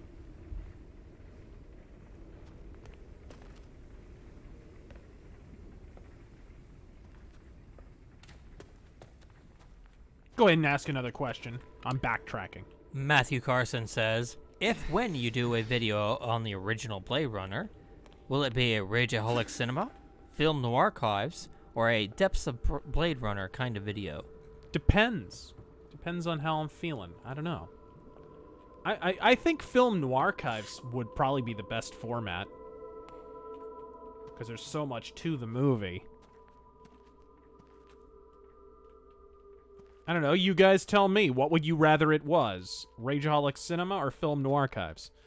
Because I've always wanted to do a neo-noir for Film Noir Archives, but I just haven't kind of settled on which one to do. Blade Runner would be a good choice. Okay, now we have the visibility meter, finally. El Jefe says, hey Razor, have you ever watched the series of wrestling botches known as Botchamania? Who hasn't? Also, do you have a favorite botched wrestling moment?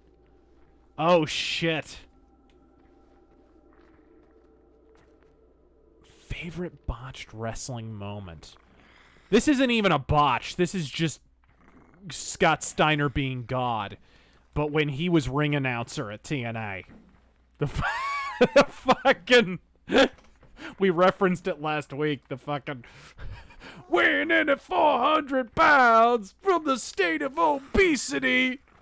I think he was talking about was it Samoa Joe?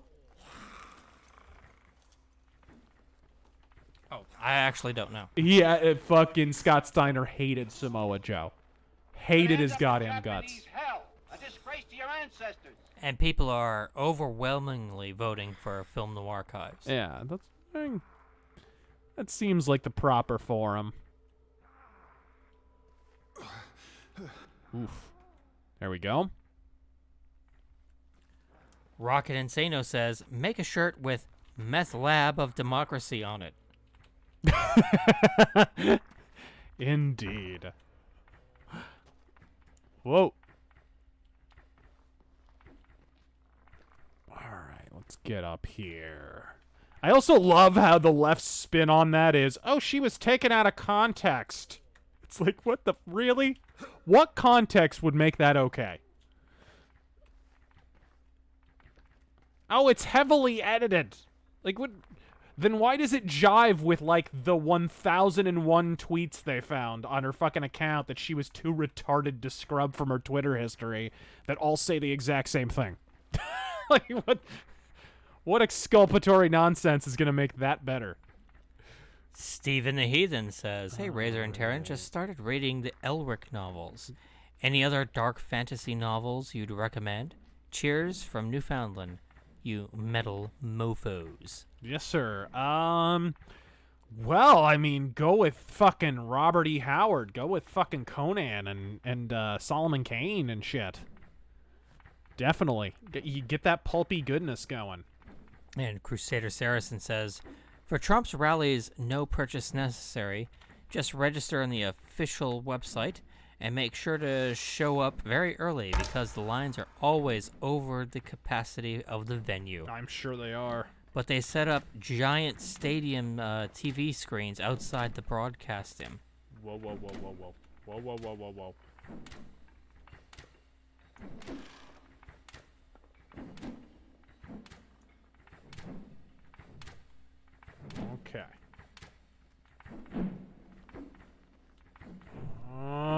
Okay. Is this a treasure chest?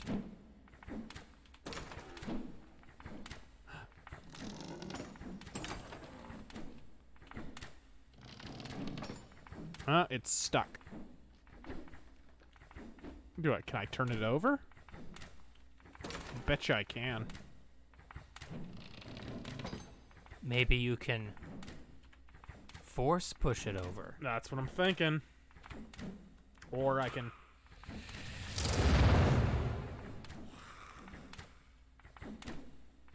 Someone's freaking out over there. Yeah, saw that coming.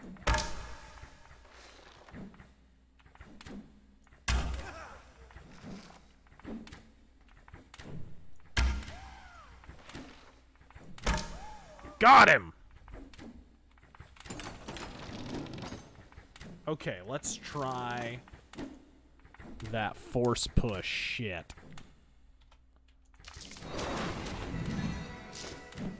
No? Oh, my mana's too low.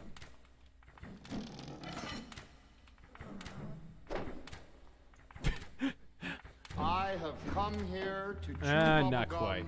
and kick ass. And I'm all out of bubblegum. Thanks for the arrows, asshole. James Coleman asks, what do you want from Noir or a new Noir RPG? Tabletop specifically.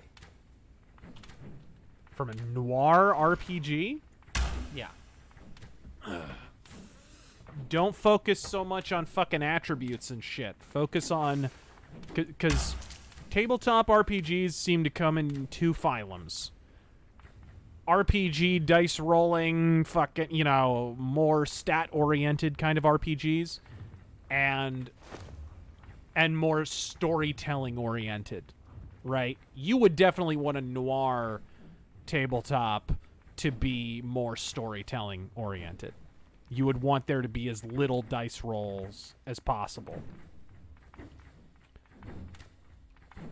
You know, because some tabletop games, you don't pick up a pair of dice the entire time. So I would say a noir kind of RPG would definitely want to be more skewed towards the storytelling and less towards stat building and all that bullshit. Ordo Teuton says, my coworker said that he hates Clinton because he put him in jail after leaving Cuba. And I said, yeah, Clinton loves putting Cubans in boxes. I didn't know Vince Foster was Cuban. Ah. All right, there we go.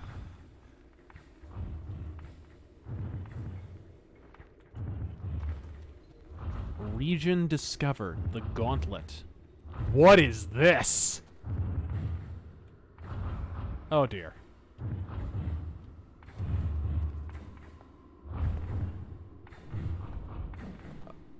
Oh shit.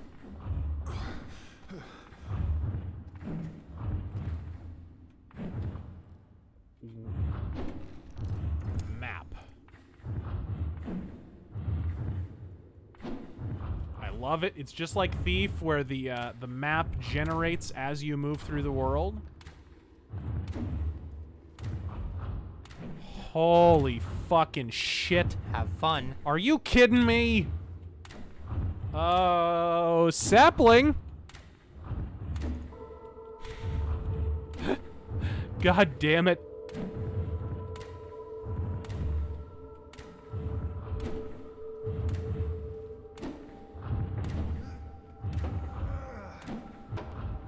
Ha! No! Okay, hear me out. Are there any of those sticky things that you could put on the bottom of the crate? I didn't find any sticky things. The fucking sticky balls, whatever the shit. Asum Jessen says, what do you say to a noir adventure game that focuses on dissecting dialogue to get an edge on the opponent? What dialogue system would you say is best suited to a noir adventure game? Oh, there we go.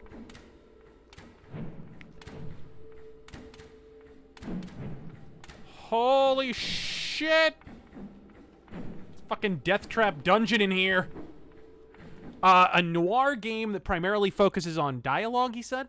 Dissecting dialogue to get an edge on the opponent. Definitely the best way to focus on that is first off, get a really, really good writer who understands pulp dialogue, who jerks off to Raymond Chandler. None of that fucking Sam Spade bullshit. But the Raymond Chandler, Philip Marlowe. And make sure that every single dialogue, if it's a video game, make sure that every single dialogue option is equally appealing. So that it's not... But the trick, of course, is you have to go different ways in terms of the dialogue choices. You have to actually give them a choice so that they're not just... Like, one of the things I hate about The Witcher is you have multiple dialogue choices, and sometimes the choice is substantive, but 90% of the time it's really just, hey, do you want to be a dick, or do you want to be a dick with sarcasm? You know what I mean? Do you want to... It's like 31 flavors of medieval Clint Eastwood. That's my issue with The Witcher, usually. So you want, like, choices. I would say the best way to go is there's usually some archetypes in film noir. There's, you have the wisecracking private detective. So that could be one kind of line of questioning. If you have a dialogue, you would consistently have a dialogue choice that would give you the option of being kind of a fast-talking Humphrey Bogart as Philip Marlowe type. And then you could have kind of a big tough guy, fucking Trigger Man type, a mobster type. And then another dialogue choice could be sort of the upstanding, moral, sort of justice type guy. Because you definitely have those kind of characters, like Lieutenant Diamond in The Big Combo, and so forth. So yeah, I think you could have a lot of different types, actually, personally, in a noir game. Alright, what the fuck should I do here? I think I recall this from the original demo. Not exactly this.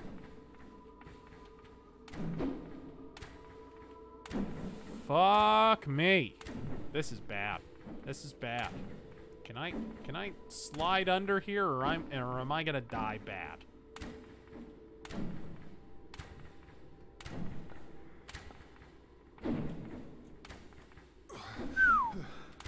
Whoa. Whoa. Yikes.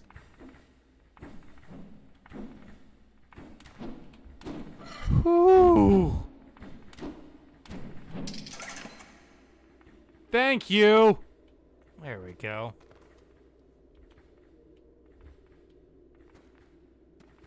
All right, what is this? What is this gonna do? Whoa.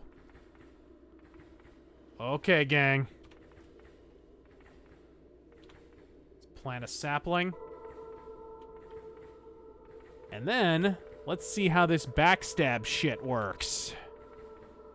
Deteriorated sharp spike. I may want to use my sword instead.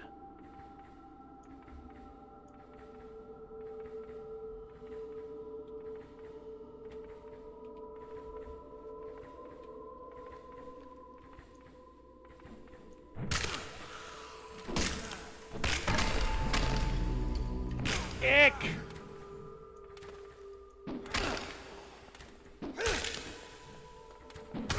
I am definitely not a fighter. Doesn't look like he is either. Yeah, not much of one.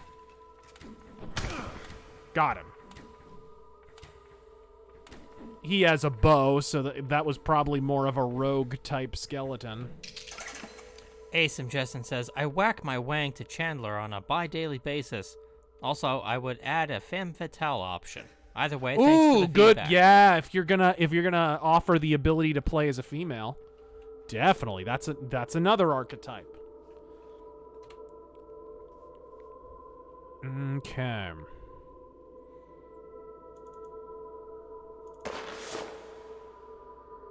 Boosts movement speed. Wes Lindstrom sarcastically asks, why do you stream in crappy 30 frames per second? Because YouTube Yeah. has the crappiest fucking servers you could possibly imagine. Alex Seekman says, while I agree that Red Dead Redemption 2 should definitely have a Mauser with a stock, I think we should prioritize our hopes and concerns on the game. Fucking coming to PC at some point first. Yes. You ain't wrong, sir. Samuel Steingart says, evening, Razor and T-Boogie. Just a stupid choice, by the way. Yeah. Just a phenomenally idiotic choice. Did you happen to catch Devolver Digital casting shade in the direction? Yeah, I did. Yeah. Hey, we'll help you out with a PC port. Yeah, we'd be happy to do a PC port. That was glorious. Just so dumb and tone deaf. In 2018, really, at a time when, you know, console gaming is less and less and less relevant, you're gonna release your fucking hugely anticipated game. You just knocked it over. That's great. Which, you know, many of their previous games have been on PC as well. I mean, I would venture to say GTA 5 at this point probably has an equal or greater player population on PC as it does on console. Because I know it was pretty big on Steam. Because you can mod it. Yeah, exactly. Where's the lever?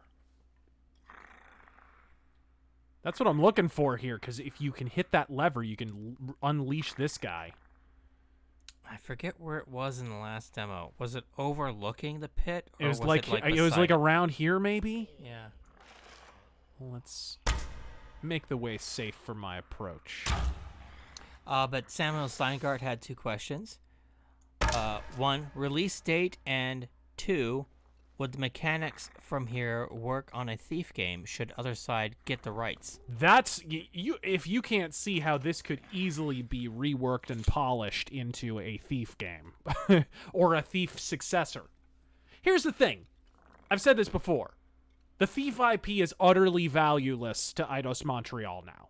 They shit on it so bad, it's basically unsalvageable. Even if they make the best Thief game that ever was for Thief 5, no one's going to buy it because they won't trust Eidos Montreal to make it. So you're better off just selling the damn IP to other side, the guys who should have the rights to it to begin with. But here's the thing. All that depends on how well this game does. And as you can see, this game fucking rules. And we're still in a tutorial, and it kind of rules already. Which maybe, if this takes much longer, we may just jump ahead into the game so we can see some of the game. Let's get some... Ooh. He has no head. Force push him off. Do you have the mana? I don't have any mana. Root Spirit. Root him in place. Or I could just flip the damn switch and not... Huh? I don't know what that did.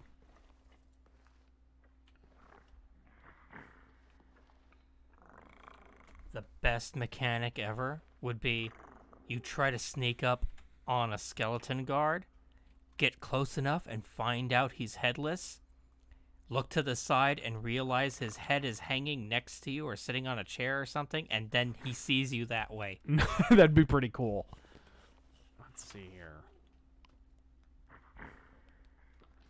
Shit.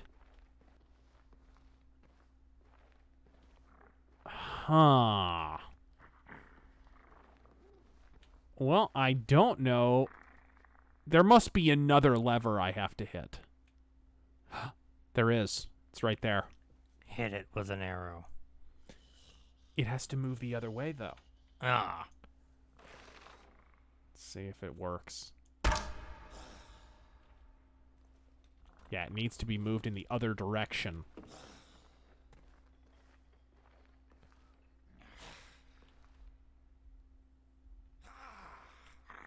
Oh, and I don't believe this has a solid release date yet. Yes, it does. Oh, really? Yes, it does. Ooh. Yeah, October or November, I can't remember which. Do my bidding, brain slug! Indrayet. Oh, shit, he saw me. I'll let you escape first. If I can. Ooh!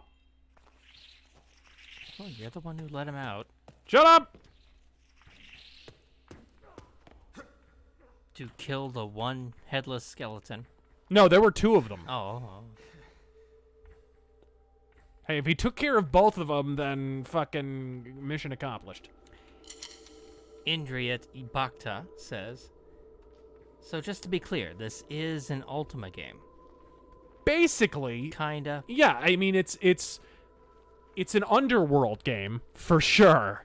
Looking Glass Studios, even when they went out of business in 2001, they went out with the rights to the Underworld series, but not to Ultima. So they actually asked for permission from EA, and EA gave them permission to make an Underworld game, but they also told them, make sure, like, you make it clear it's not Ultima. So it's, you know. Like they're ever gonna fucking do anything with those rights. Exactly. Fuck them. Waste him! He's right there! Alright, sweet. And Rocket Insano says, you will make the Abyss great again.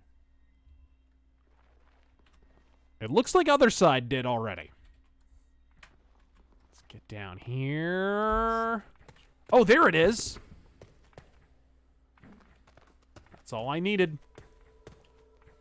The Saurians watch and judge. What is this? Interesting. Boy, I'm getting a lot of Environ. You remain undetected. Nice! I did, didn't I? Except for that one guy that you smashed with the sword. Yeah. I wonder if it was judging two different parts of the same level, though. All right. This game. And this is probably a good place to pause for a nice block of questions. Blue Satoshi says, they were sometimes known as the 12 Peers. I don't know what you're talking about. Rocket Insano says, it's the talking mask guy, the Guardian. Is the talking mask guy the Guardian? It's this guy. Seek out the faction mediators. Where is? It's the talking guy. Yeah. Yes. And Blue Satoshi says again, historically, they were the foremost members of Charlemagne's court. What the hell are you talking about? These are old, man. Blue Satoshi says again, although many of their most famous exploits are largely fictitious, representing Christian martial superiority over the Saracen hordes. Okay. The Sideshow Man says, stylized graphics tend to be better than ultra high-def, ultra-realistic graphics anyway. Indeed. And it's funny because I remember when they were first revealed, it was Paladins. He was talking about Paladins. It was revealed on IGN, I believe, the first gameplay video of this. And it was very, very, very early. And by very early, I mean the Kickstarter had just finished, and less than a month later, they put together a gameplay video. And it was, understandably, it was real jank, right? They were still figuring stuff out, but they had the rudiments of this art style going. Just didn't have the lighting down and the look and the mood and everything. And it got some flack, I remember. People, go watch that video and go look at the comments section on that, and you will weep for fucking humanity at how little they understand how a video game is developed.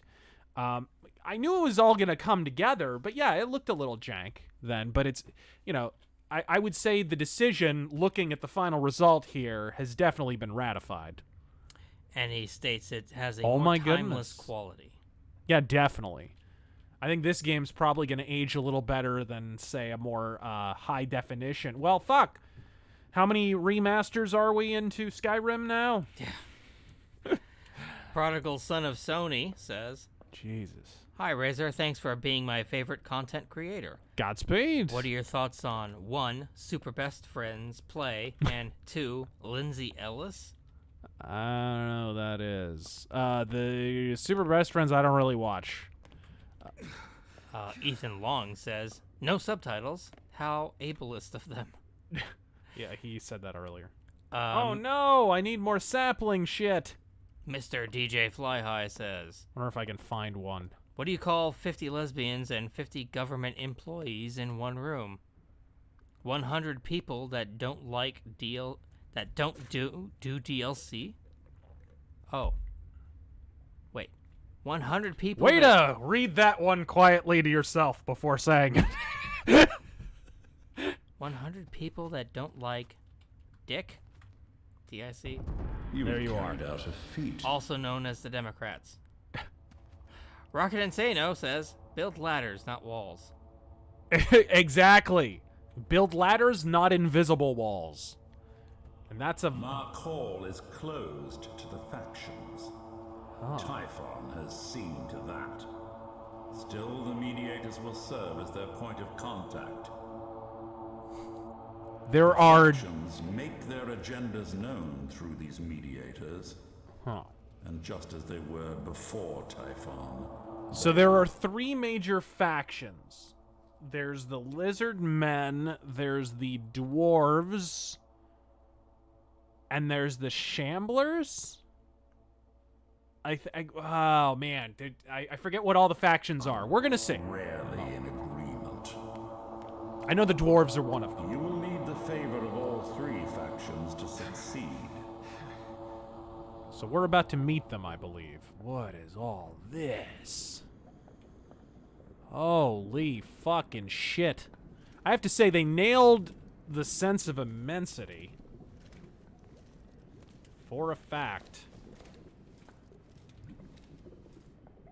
Are we still on a block of questions? Go on. The Void That Bites says, Jesus. "Anna is now in Tekken 7. When are we going to see RF wrecking some scrubs?" in Tekken? I didn't... Tekken 7 didn't do nothing for me. Really? Well, we did a review of it. Tekken 7? Oh, they're announcing... Wait, what are you talking... The last Tekken? Yes, this last Tekken that came out. Noctis from Final Fantasy 15's in it. Fucking... What's his face from Walking Dead is gonna be in it. We Saurians follow the path of Ishtar. Growth, enrichment. We Saurians give not a shit for knocking over tables. Negan, yes, thank you.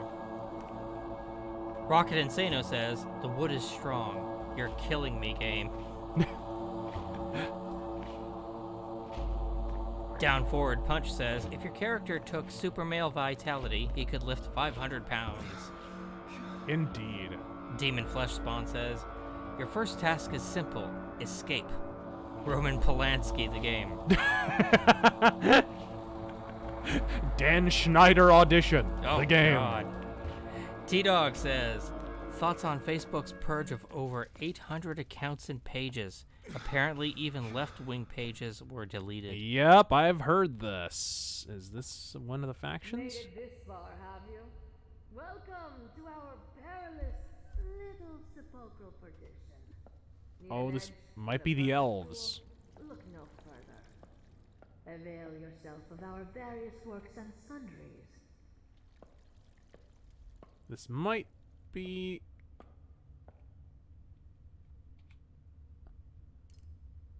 Oh, no. This is a shop. Hello. Interesting. Hello. So I can sell some shit. Or buy some shit. Faction balance. Here we go. Deep Surly. elves. Deep elves, dwarves, or shamblers. Bless you.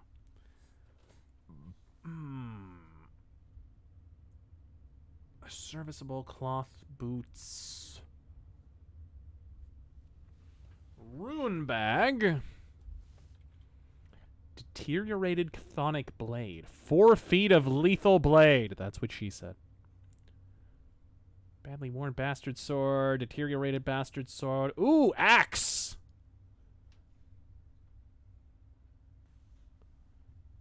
Not too good of stuff. Which is kind of to be expected this early in the game. Worn sharp spike. Yeah, I'm not seeing any really good stealth regalia, so maybe I'll just sell some shit. Well, what's the currency? Silver coins.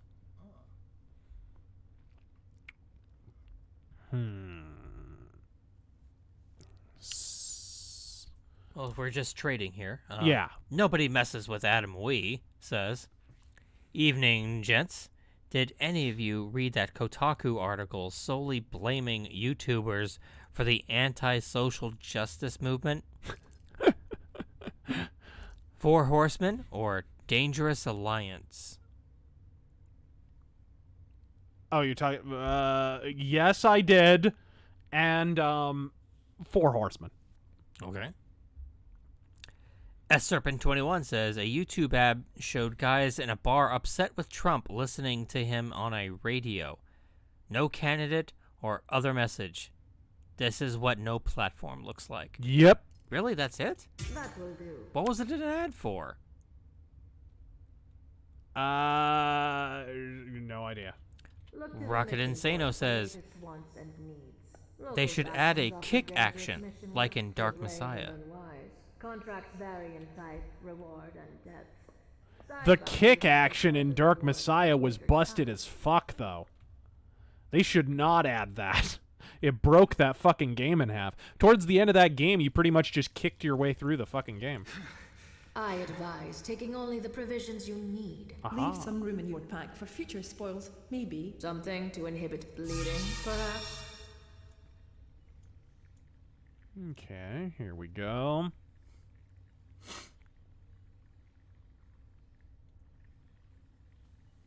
Yeah, let's go with the spike there. Felicia Bryant says, what do you think of the Arizona Senate race?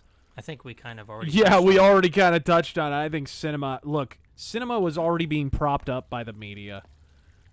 She was never the front runner. I'm sorry. People bullshitting about her being ahead by X number of points or whatever. It just smacked of media manipulation and poll manipulation. Let me tell you about how fucking polls are conducted. Because some of you watching, the vast majority of you watching, probably have never been polled in your life. So I'm sitting there, and I get a call. This is during the presidential primary in 2016. And they say, hey, we're doing a poll for the Republican candidates. And this was ahead of the Arizona primary. And so they proceed to ask their questions. And they go, are you aware that Donald Trump, XYZ, grab him by the pussy, you know, so not quite that, because that hadn't been revealed yet, but you get what I'm talking about. It was like, are you aware of this shitty thing about Donald Trump? Are you aware of this shitty thing about Donald Trump? And then they would go, are you aware that Ted Cruz saves war orphans from burning buildings? Are you aware that Ted Cruz swallows sunshine and shits rainbows? Are you aware of? And then at the end they're like, now what is your approval of Trump and what is your approval of Cruz? This is how polls are conducted, gang. And by the way, they said at the outset that was a Gallup poll. That was a fucking Gallup poll. So don't take polls too seriously. It really is in how they're asked. They don't so much ask as tell. So I have a feeling that had a lot to do with Cinema's high numbers. And now she's pretty much SOL. She's done.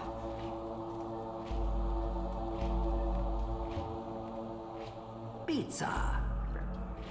Did he say pizza? I heard pizza. No, they have their own language.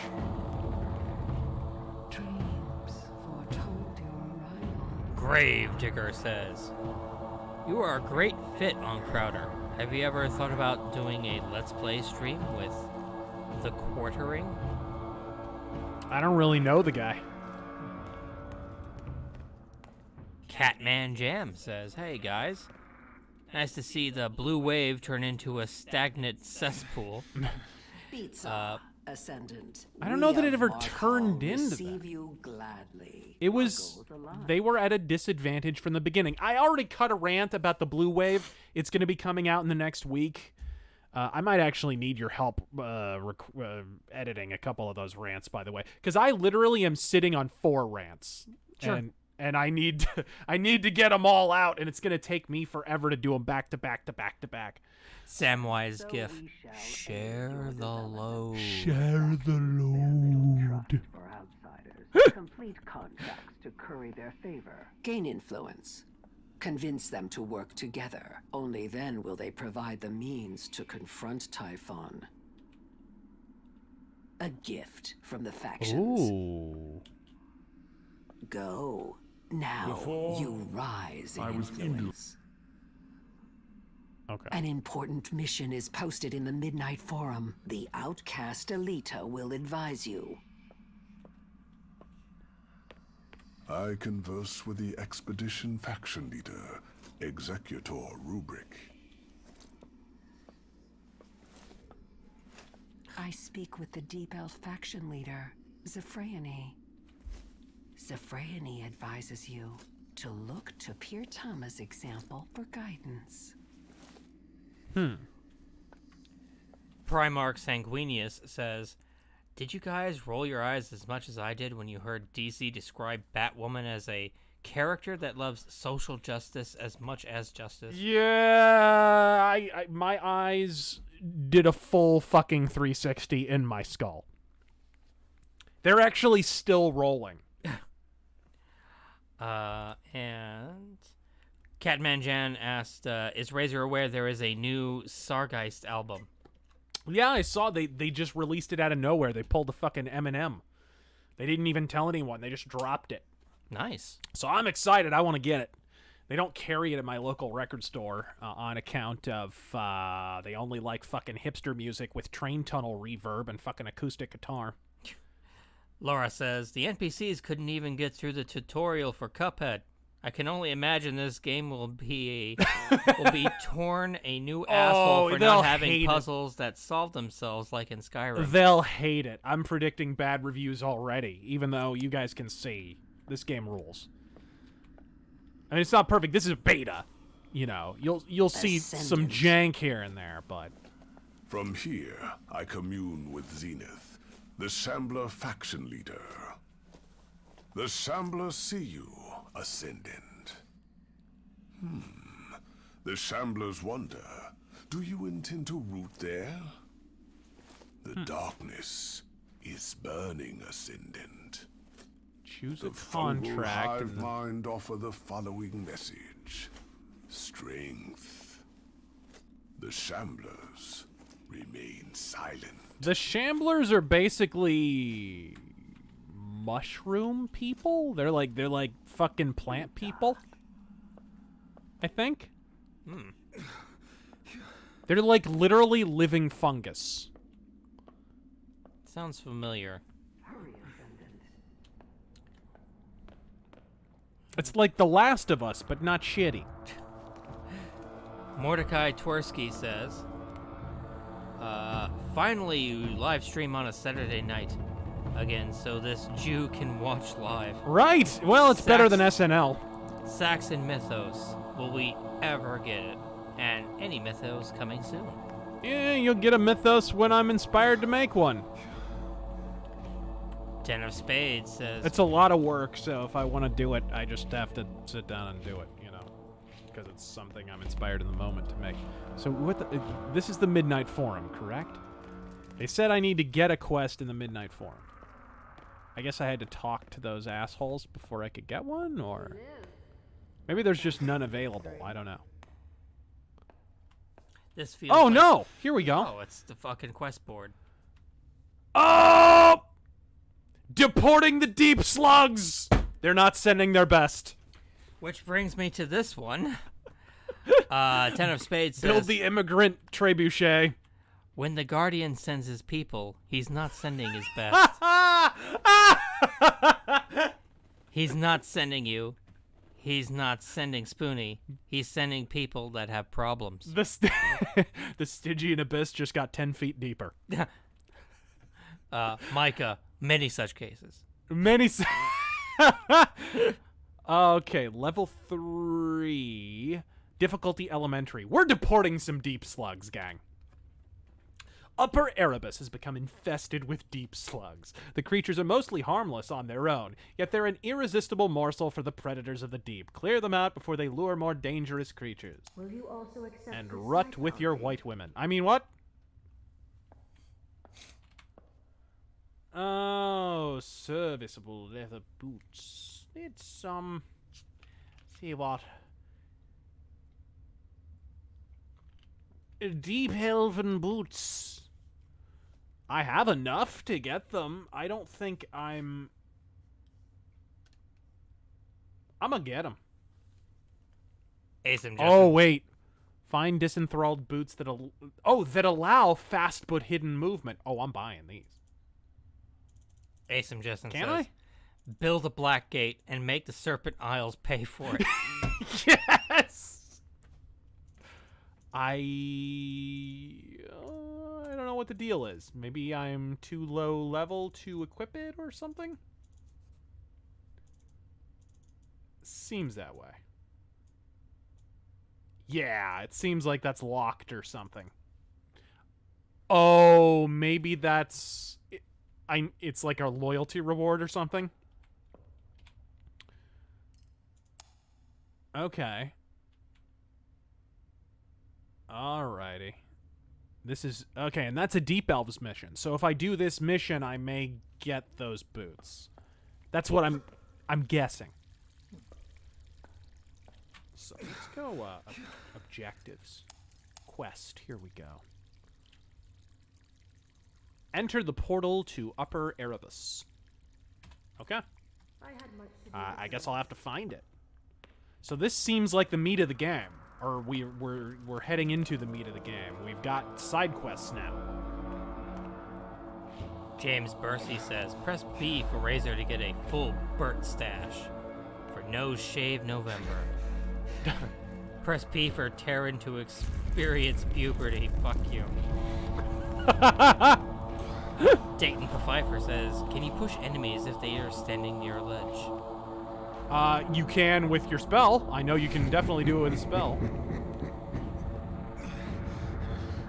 I will set fire to this world, and when all is ash, I will come for your world, Ascendant. So Ascendant is basically the Avatar. That's what I'm getting from this. My life is a complex pistache. Complete contracts to curry the faction's favor. Says, sorry for the shortage of shekels, saving up for an apartment. Your thoughts on LucasArts purging writers?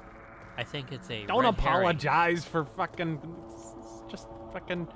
We're entertaining you. If you want to tip because we're entertaining you, then go for it. I'm happy. It's not a requirement. It's not a requirement. This image depicts the state of the world as Typhon begins to wake. As it advances, creatures from the lower depths will rise. What conditions fuck am I looking at? Our Tempus Modus. It can set back Typhon's progress for a time, if powered by rarest means. I almost fell into hot lava. An ether core. Who is your found daddy? inside What does the bones of a lich. Alright.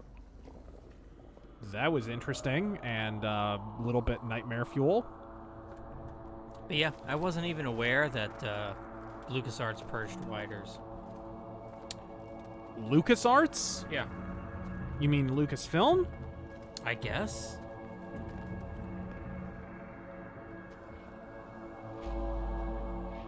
Let's see here, because LucasArts purged everyone, because LucasArts don't exist anymore. Yeah, they were the game company.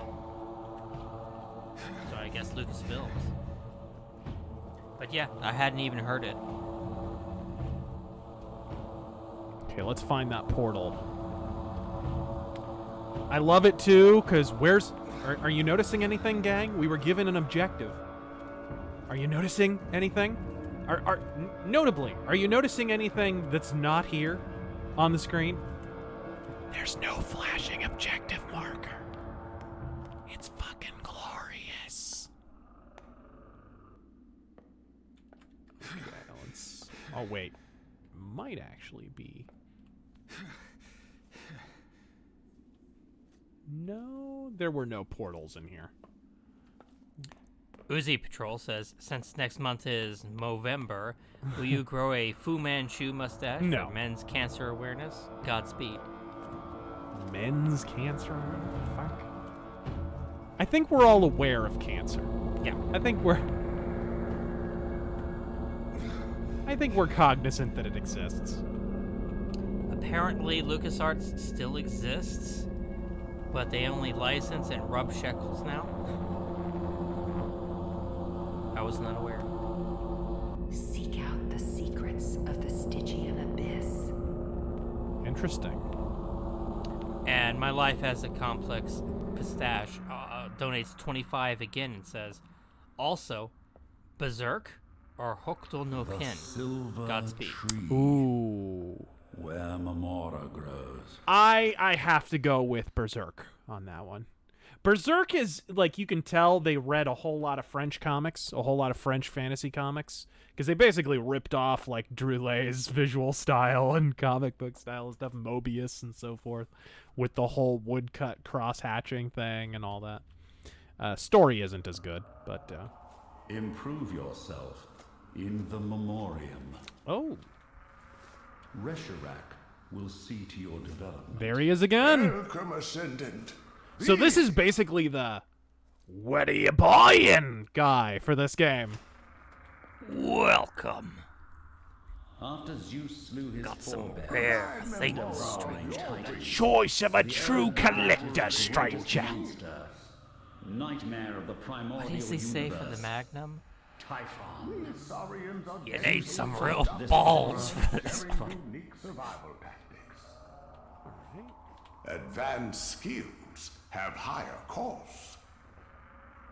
Each day, Ishtar strove to improve body and mind. Athletic Ascent. Survival tactics are highly prized here in Markal. So I could basically wall climb if I'm gonna... I want to wall climb, motherfucker. A wise choice. Alright, did you hear that? A wise choice.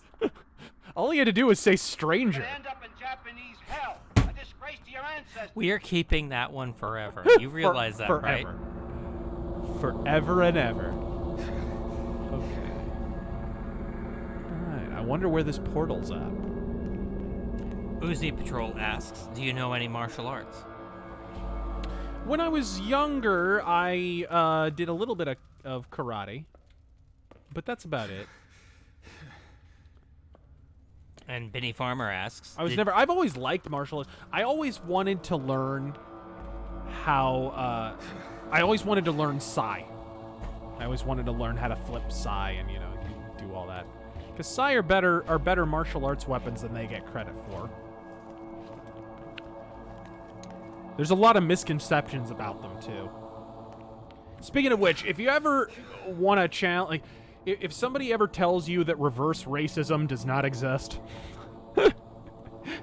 because I just rabbit holed a bunch of videos about people doing, like, martial arts weapon demonstrations on fucking YouTube, right? If you want to prove anyone wrong that reverse racism does not exist, go on YouTube, do this right now. Look up, like, katana demonstration. Look up, Sai demonstration, or whatever. And, make sure there's... Oh, sweet. Here we go. Here's the portal I'm looking for. Make sure you watch a video that's done by a white guy and watch a video that's done by an Asian guy. and compare the tone in the comments section and the likes to dislikes ratio.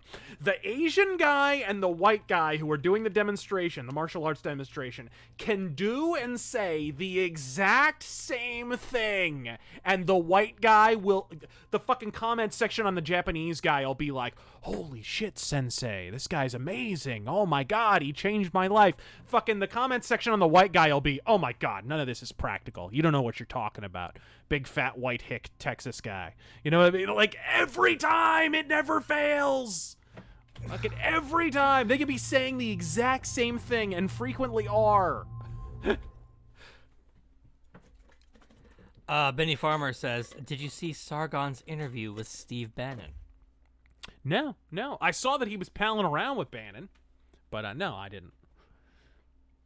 I'd rather see him interview Race Bannon. Ruben Burke says, Daredevil, never go full SJW. Ugh. Also, new Daredevil comic is nice. Oh, yeah, definitely. Bob Saget says, I'm interested to see, pardon me, I'm interested to see if they'll be continuing it. Because they already teased the death of Daredevil. I wonder if that's just going to be him giving up the suit. I don't know. I do not know, but it's the last Charles Soule Daredevil comic, which is bullshit. He got, what, 15, 16, 17, almost 3 years? He got almost 3 years on the comic. Fucking Mark Waid got a half a decade on that comic. Oh, God. Nice. I needed that sapling. Stubborn sister, let us continue our merry chase. I will continue to share my arcane findings with you with such wisdom. Who knows? You may wise up yet. So these are like... It's like a thief hounding a mage, is what I'm getting from this. A rogue hounding a mage.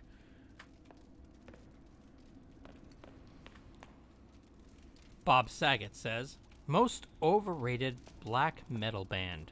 Question mark. Satyricon by 19,000 fucking miles. Okay. They Sound are very passionate about that. Oh, they're awful. They're awful. They have one good album. They have one good album, one tolerable album, and everything else is shit. Everything. Talk about a flash in the fucking pan. And then and worse still, the fucking vocalist slash guitarist slash songwriter, fucking Satyr. He's convinced he's a fucking auteur. Like he's got a wine making company and he does poetry slams. Oh, God, what a twat. Dario asks, RazörFist, what happened to your recent RazörFist Arcade Star Trek stream? I don't see it on your channel. Of what?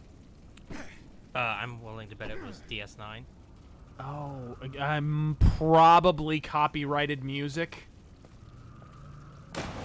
That or That's CBS happened. Or just a bunch of twats. Well, CBS have been coming down on everything Star Trek related lately. I mean, I should have known.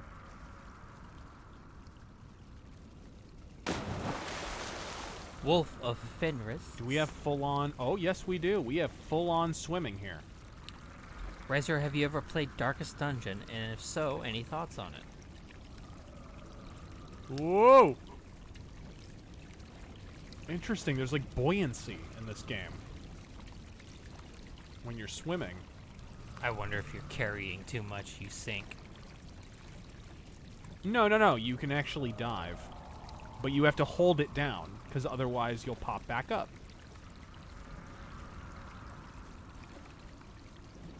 Assimilate this.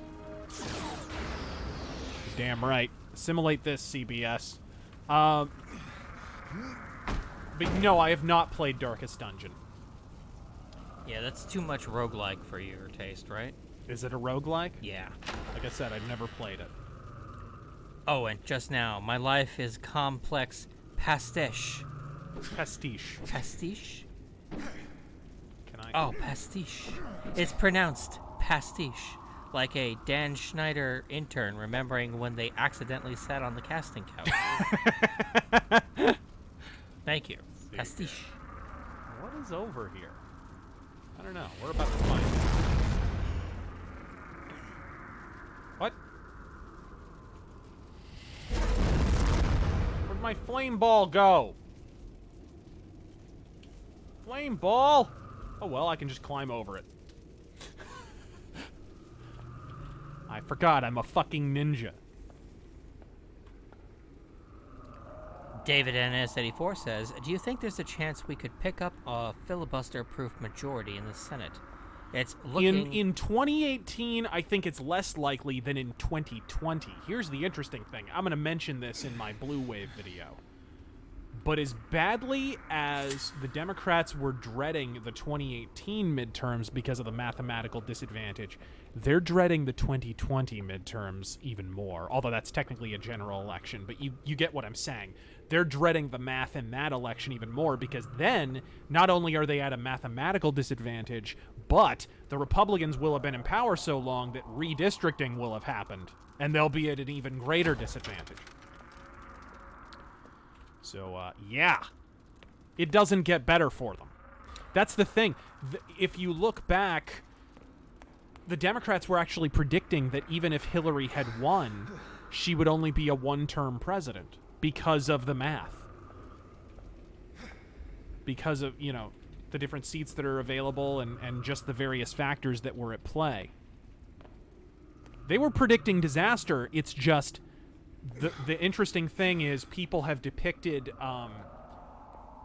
the whole Trump situation. They've depicted that as like Republicans were held down for a long time and they finally broke out and came roaring back to life. No, it's not so much that. It's that the disaster that was going to hit the Democrats hit them 2 years early. They were predicting that disaster in 2018 and it came in 2016 instead. That's basically what happened. So once you understand that, the blue wave becomes even less probable. You realize how unlikely it actually is. I can't quite... I don't think there's enough room to climb up there.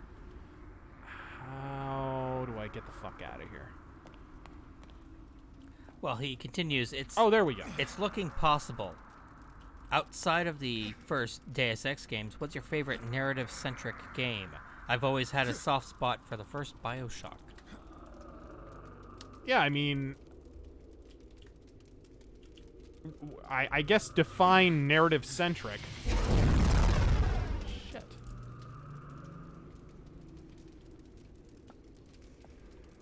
Is there maybe a crate? Aha! Thank you. Saving my ass.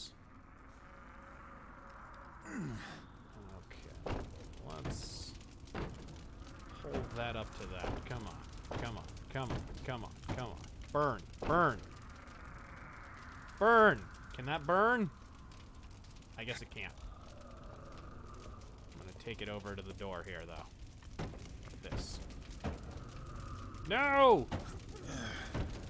Can this burn? Oh, fuck! It blew up first! God damn it! Am I stuck? Did I fucking Yeah, I'm not sure what you would consider narrative-driven.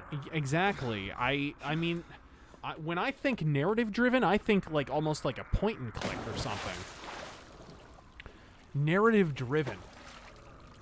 I mean, is Deus Ex any more narrative-driven than Thief? I mean, Thief is the first Thief game especially is very narrative-driven. That would probably be my favorite, just offhand.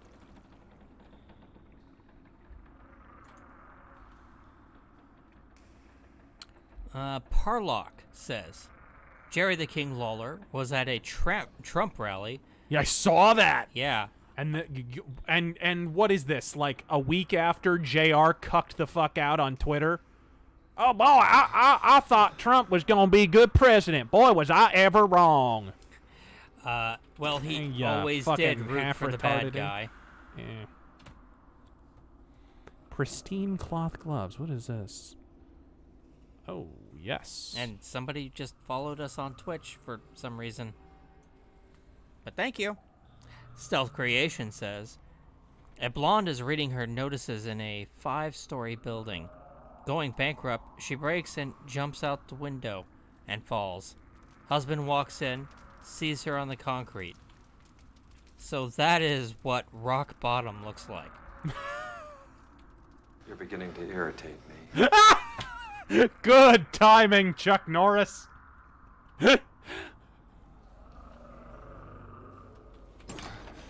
Come back in here. I'll hit you with so many rides, you're gonna beg for a left. What's that? Ooh, another throwing knife. I need to try these throwing knives, actually. Let's get some of these going here.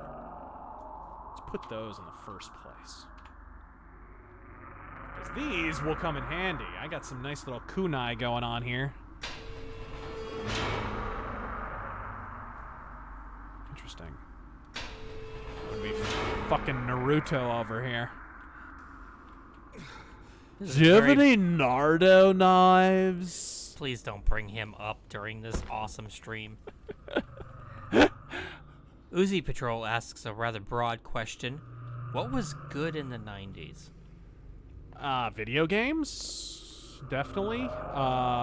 Although it was just, if you really look at it, it was really all the great stuff in the 90s. 98 and 99. Yeah, it was really just an extension of what happened in the 80s. You know, people talk about immersive sims and hybrid gameplay. That shit was already happening in the 80s. It wasn't as good of graphics, really.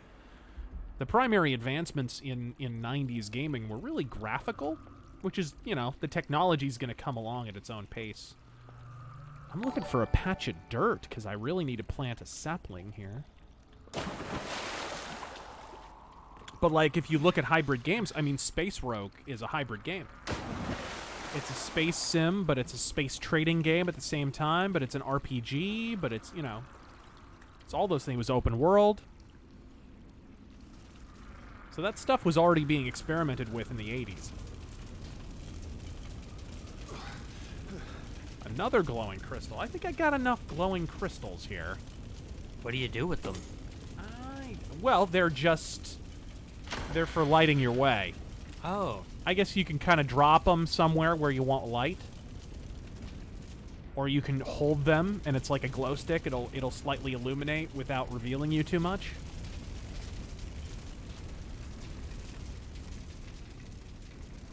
Asim Jessen asks, have you ever seen the classic ninja movie Ninja Holocaust? If so, would you review it? It's not a classic ninja movie. It's a German knockoff ninja movie.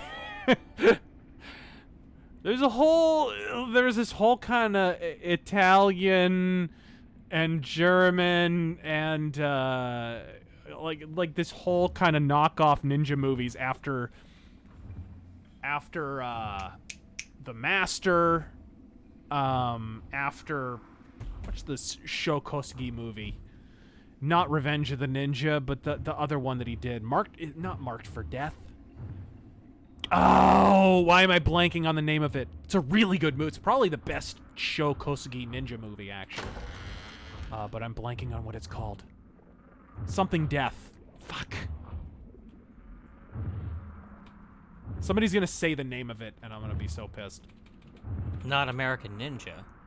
No, he's not in that. No, it's not Boogie Nights.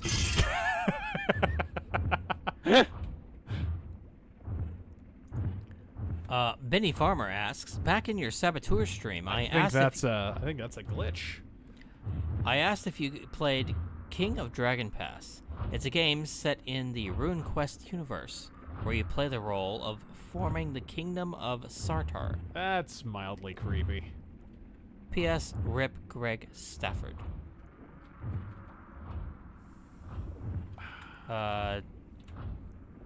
Death of a Ninja, Ninja Empire 3. No. Pray for Death. Pray for Death. Thank you. Pray for Death.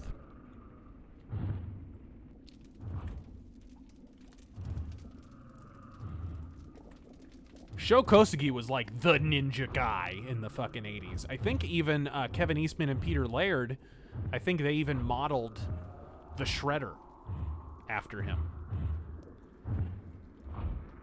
Really? Is that true? I believe so. Like, artistically, I think their drawings of him without the mask on and everything were based on Shokosuke. Let's see here. Nobody messes with Adam Holy Wee. shit, how am I gonna... Damn, I really need to plant a fucking sapling. There's just no... There hasn't been any... Oh, man. Oh, shit, and if I fall, that is it. There's no other way around. Nothing else you can do. There's a... Well, let's just not fuck up. How about that? How about that? Oh! It's just a door. Hello? Any soil at all? Pristine hemp gloves.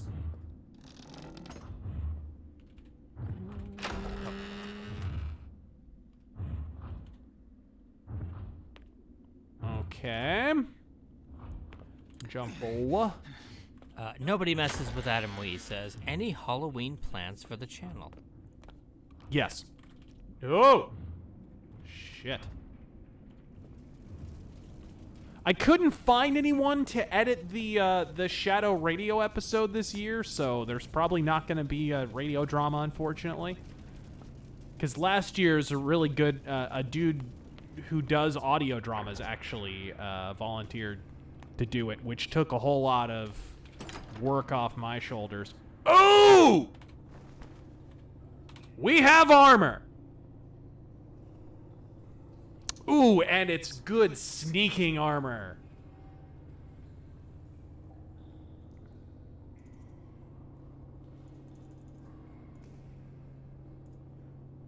Pristine hemp gloves or pristine cloth gloves? Is there any fucking difference?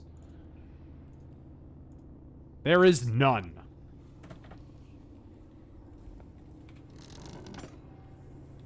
Whatever. David NS84 says, Razor, you took break my foot off in your assistance a bit literally with Terran. On the plus side, I guess you figured out Terran has a very durable rectum. On a serious side, Terran, what's your favorite narrative-centric game? Well, again with the narrative-centric. Fucking Deus Ex. Like, there's deteriorated leather boots. Deteriorated leather boots. I don't need 2 of these. Get the fuck out of my inventory. Get the fuck out of here. Crusader Saracen says, how would both of y'all rate Trump as president so far? You know, I'd put him about a 60, 70%. Until he gets that wall built, he will not hit the 80% threshold from me. I mean, God, within his first 100 days, he did so much. Yeah, I mean, he gets a lot of percentage points for how much he got done fucking that first week, for crying out loud. But he has been the victim of obstruction to a large degree, which was to be expected. But considering that, I think he's done pretty well. Not perfect, you know. He's actually expanded some American interventionism in certain areas, but it hasn't really been reported much in terms of, like, military stuff. And, oh, shit.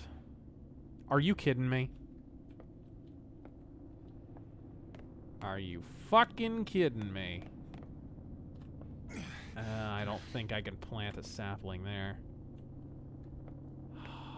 Shit. I just need an area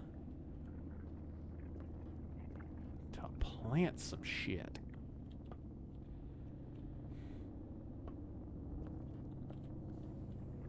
Motherfucker. Well, there's your slugs. Wonder if I could shoot them through them. Not quite. He continues, how would you rank him against other presidents like Reagan and Roosevelt?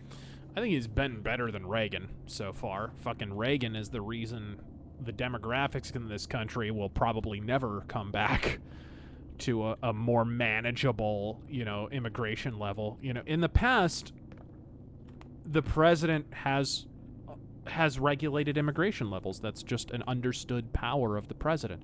For some reason, ever since, and I really do think in this sense, Reagan solidified this practice. Blast arrow. Interesting. But ever since Reagan's amnesty, it's kind of understood that the president, because you have, it's kind of the 1-2 punch. You have the initial punch of the Ted Kennedy 60s Immigration Act, and then you have Ronald Reagan's blanket amnesty that sort of set the precedent that, every few years we'll just declare amnesty, and that'll solve the problem somehow. It's like making burglaries legal, so then you turn around and say, oh, burglaries are way down. Well, no shit, they're not illegal anymore. Holy shit!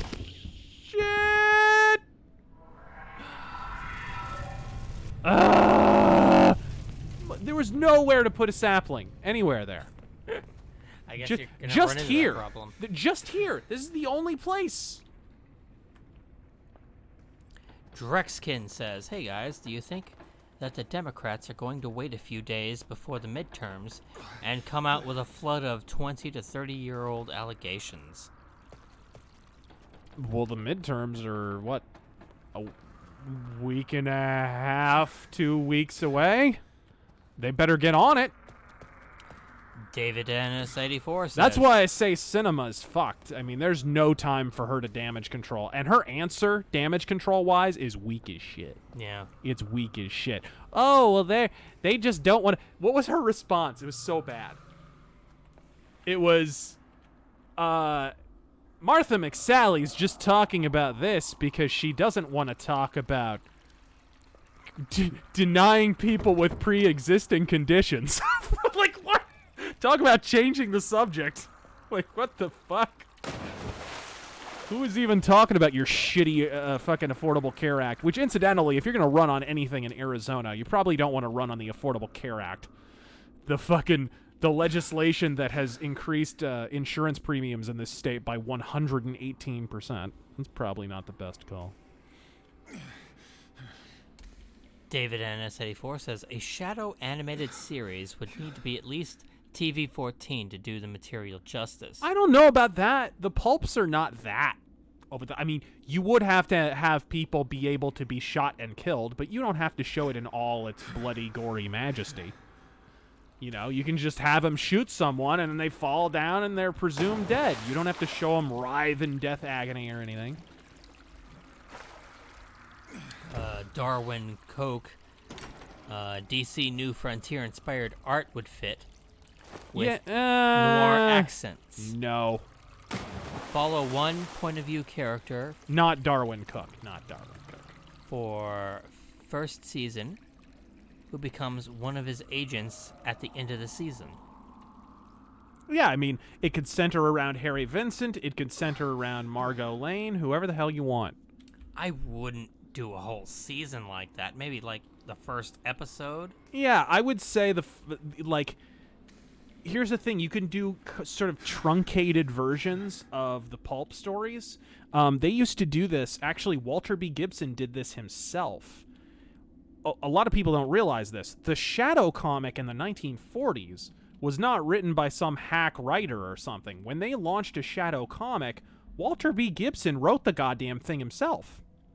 So Walter B. Gibson had written the original pulp stories, and then Walter B. Gibson got to adapt his own pulp stories to sort of a shorter, abbreviated format in comic book form, which is why the comics are so good. So I'd say do it like that. Like, take the pulp stories and then just cut them down to abbreviated form and get her done that way. Let's see here. Jay Center says, sup, Razor and T-Money? Godspeed. Your take on Police Academy movies? I love them. I love them all. I loved them even more growing up. I haven't seen them in years, though. Maybe they're shit. Who knows? I would pay Bobcat Goldthwait to teach a college English class as Zed. That would be fucking hilarious. All right. Whoa.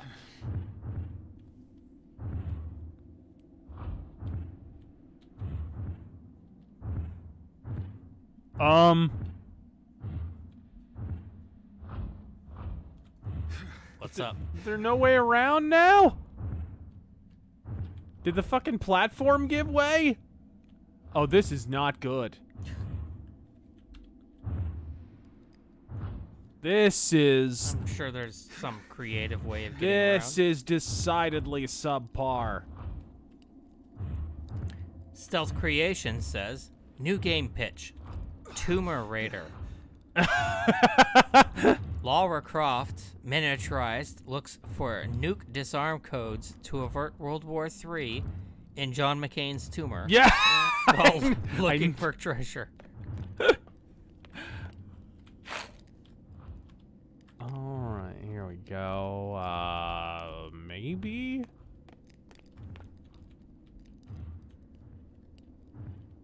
Oh! There we go. There you I don't know how the fuck I did that. Okay. Can I? Can I? Yes! Oh, finally. Dario says, I've heard you say that Aliens is overrated. What are Very. your main criticisms of it? It kills the magic and the mystique of the xenomorphs. Well, for one thing, it calls them xenomorphs. Like it reduces the alien, which was sort of this unknown, unstoppable force, to just a bunch of bugs. They call them bugs. They literally call them bugs. And they kill them and squash them like bugs. They're not terribly strong. You just need fucking assault rifles, I guess, and machine guns, and you can kill them. It's really, really lame. And the fucking queen. I don't think the xenomorphs were ever quite the same after the fucking queen was introduced. I think that was kind of the beginning of the end. Oh, damn. Let's see here. Can I wonder. Well, that was a very thoughtful answer. I thought you were going to say something like, it insists on itself. It insists on itself.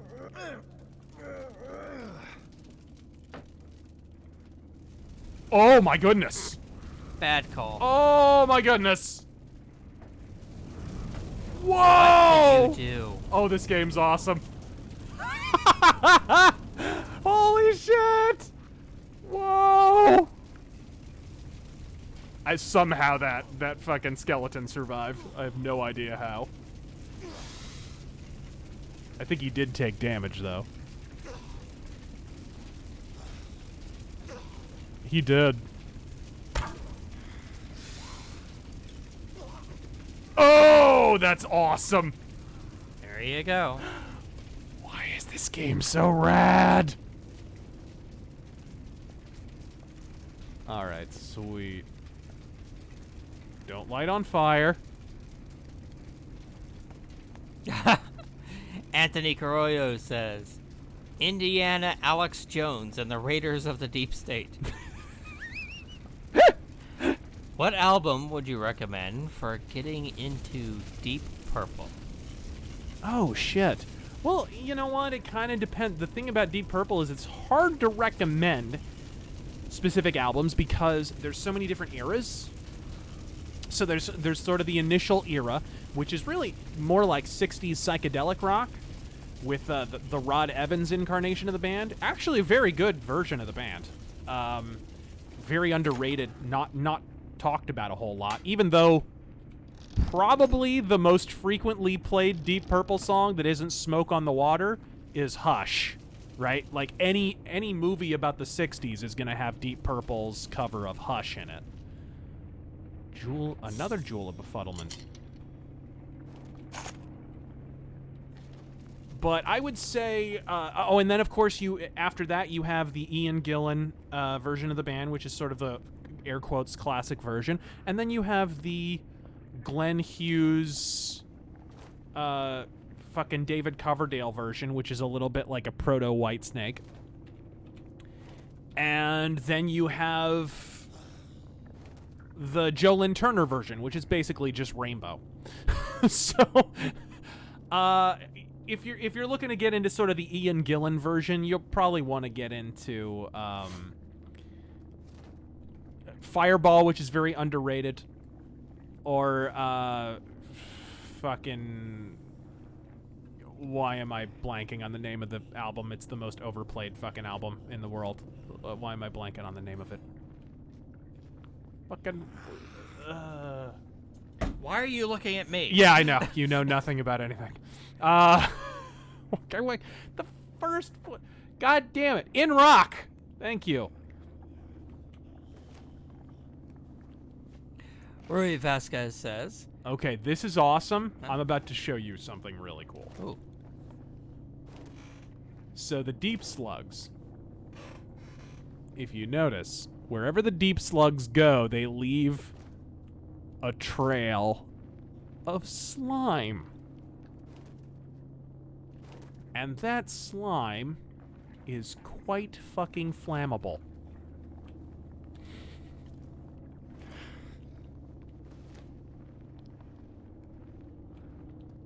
If I can find one of their fucking slime trails, there we are.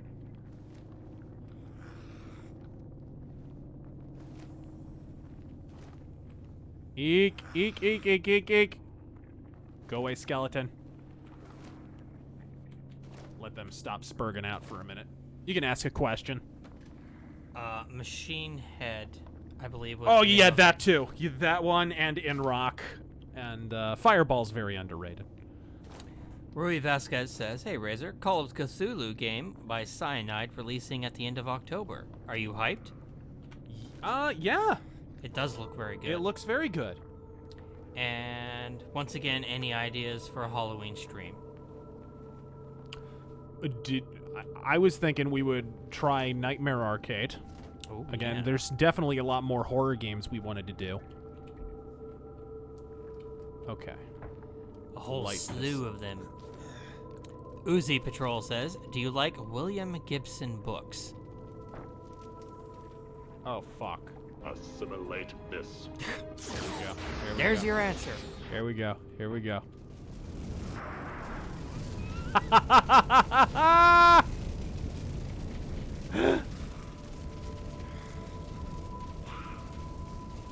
I believe these arrows are flint arrows, by the way. Feat completed. So you can actually improvise your own fire arrows in this game. Because the broadhead arrows are flint tipped. So if I just walk up to a torch, I have fire arrows. Nice shot. This game is so awesome. And this is the beta, gang. This is not even the finished version, so you're still gonna see a lot of the jank, but you can clearly see. Fucking RPG Codex is on suicide watch watching this shit. So William Oh my Gibson- god, how are they possibly gonna get a game even semi-playable before October? Well, here's your answer. Yeah. Oh shit. So William Gibson books. What does he write? A neuromancer, dude. Oh, yeah. And by the way, You're supposed to be Mr. Sci-Fi. You were great on Crowder. Thank you, bro. Merlin's Jester says, "You'd get a kick out of In Exile's The Bard's Tale." Is that the new one, or are they talking about the old one? Carried out a feat. Beautiful.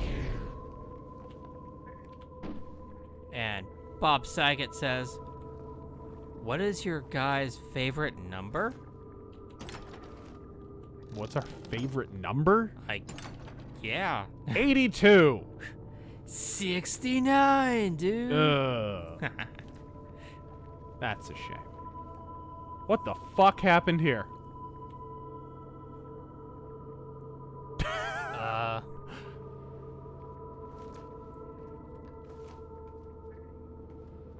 Oh, whatever it is, those smoke effects are killing the frame rate. Yeah, I noticed that too.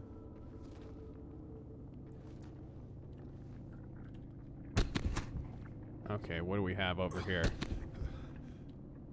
Corpse-a-lot says, "Kicking ass, Razor?" Yes, I think sir. so, And how yeah. the fuck are you, man? He's a fellow YouTuber. Ah. Backslide Fellow Dan. PC YouTuber as well. Ah. Backslide Dan says, please stream Charlie Brown Kwanzaa. Is there an actual Charlie Brown Kwanzaa? God, I hope not. Tell me there isn't. Rocket Insano I'd says, like to retain some hope for humanity.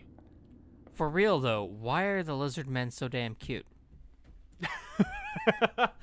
Let's do a blocko. Yeah, they're kind of stacking up.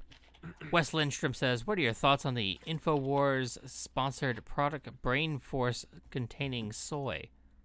Does it have soy in it? That would be funny if it did. Oh, that'd be amazing. Bob Saget says, maybe that's the secret. Maybe that's why Alex Jones is superior to all of you. Because he's telling all of you to avoid soy so that he can hoard it all for himself. Bob Saget says, it's the secret of having a galaxy brain. Do you think in 10 years The Last Jedi will be as despised as Phantom Menace? I think it's already eclipsed it. Yeah. Personally.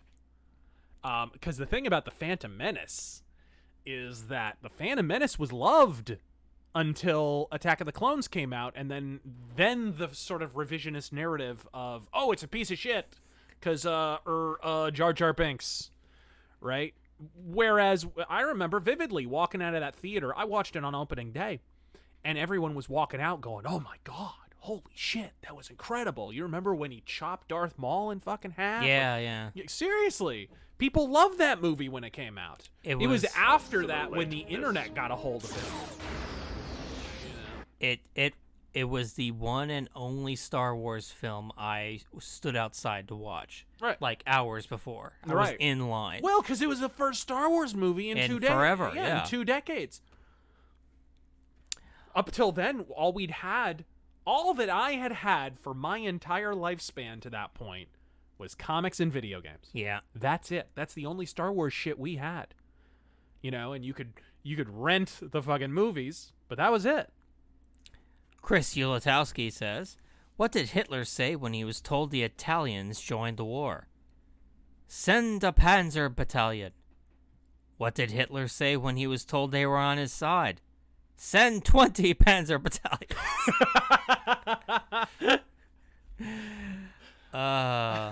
Why does the Italian Navy have glass bottoms on the boats?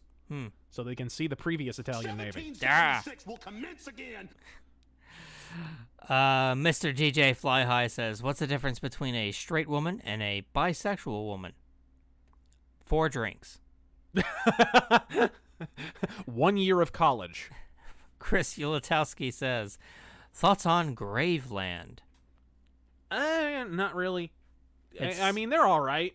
It seems like they're trying to be Bloodfire Death era Bathory. Yes, sort of. I guess. I'm not the biggest Graveland guy. Critical Charge says, other than John Boyd, who is the most underrated or overlooked character of history? Including all of Western civilization history. All of Western civilization. Shit.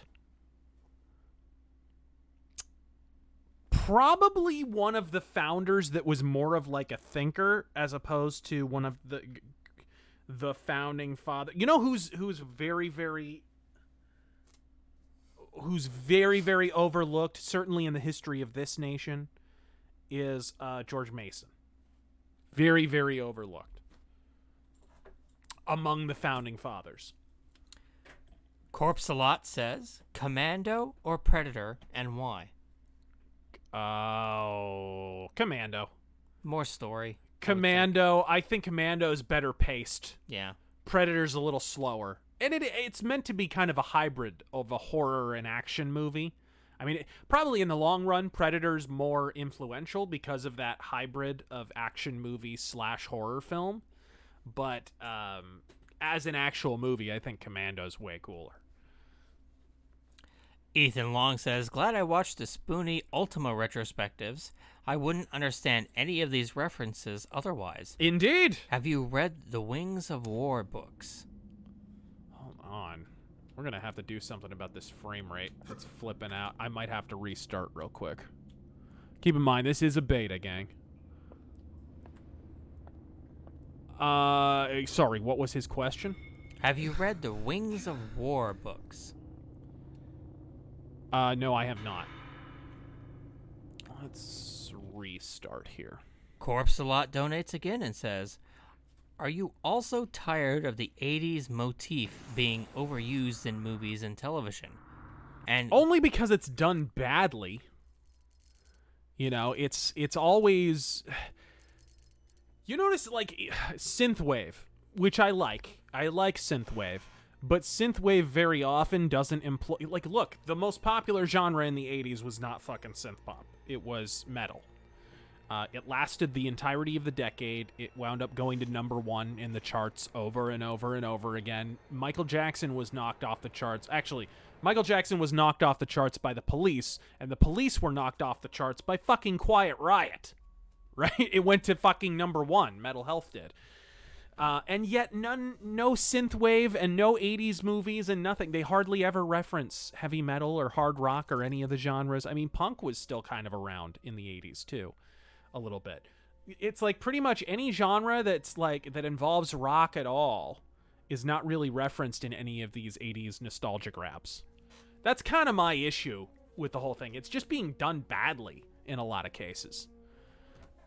So yeah, that's the only thing I find a little obnoxious. That and when fucking hipsters use it for their shitty fucking videos on YouTube. You know, these are people who don't even like the 80s. They don't even you know, most of the music they listen to is from the fucking 90s. Yeah. And they use 80s motifs to fucking whore their shitty videos. You know, go watch SB Nation, for example, or fucking, you know, there's so many channels that use that aesthetic, and they just they're just doing it because it happens to be hot at the time. Yeah.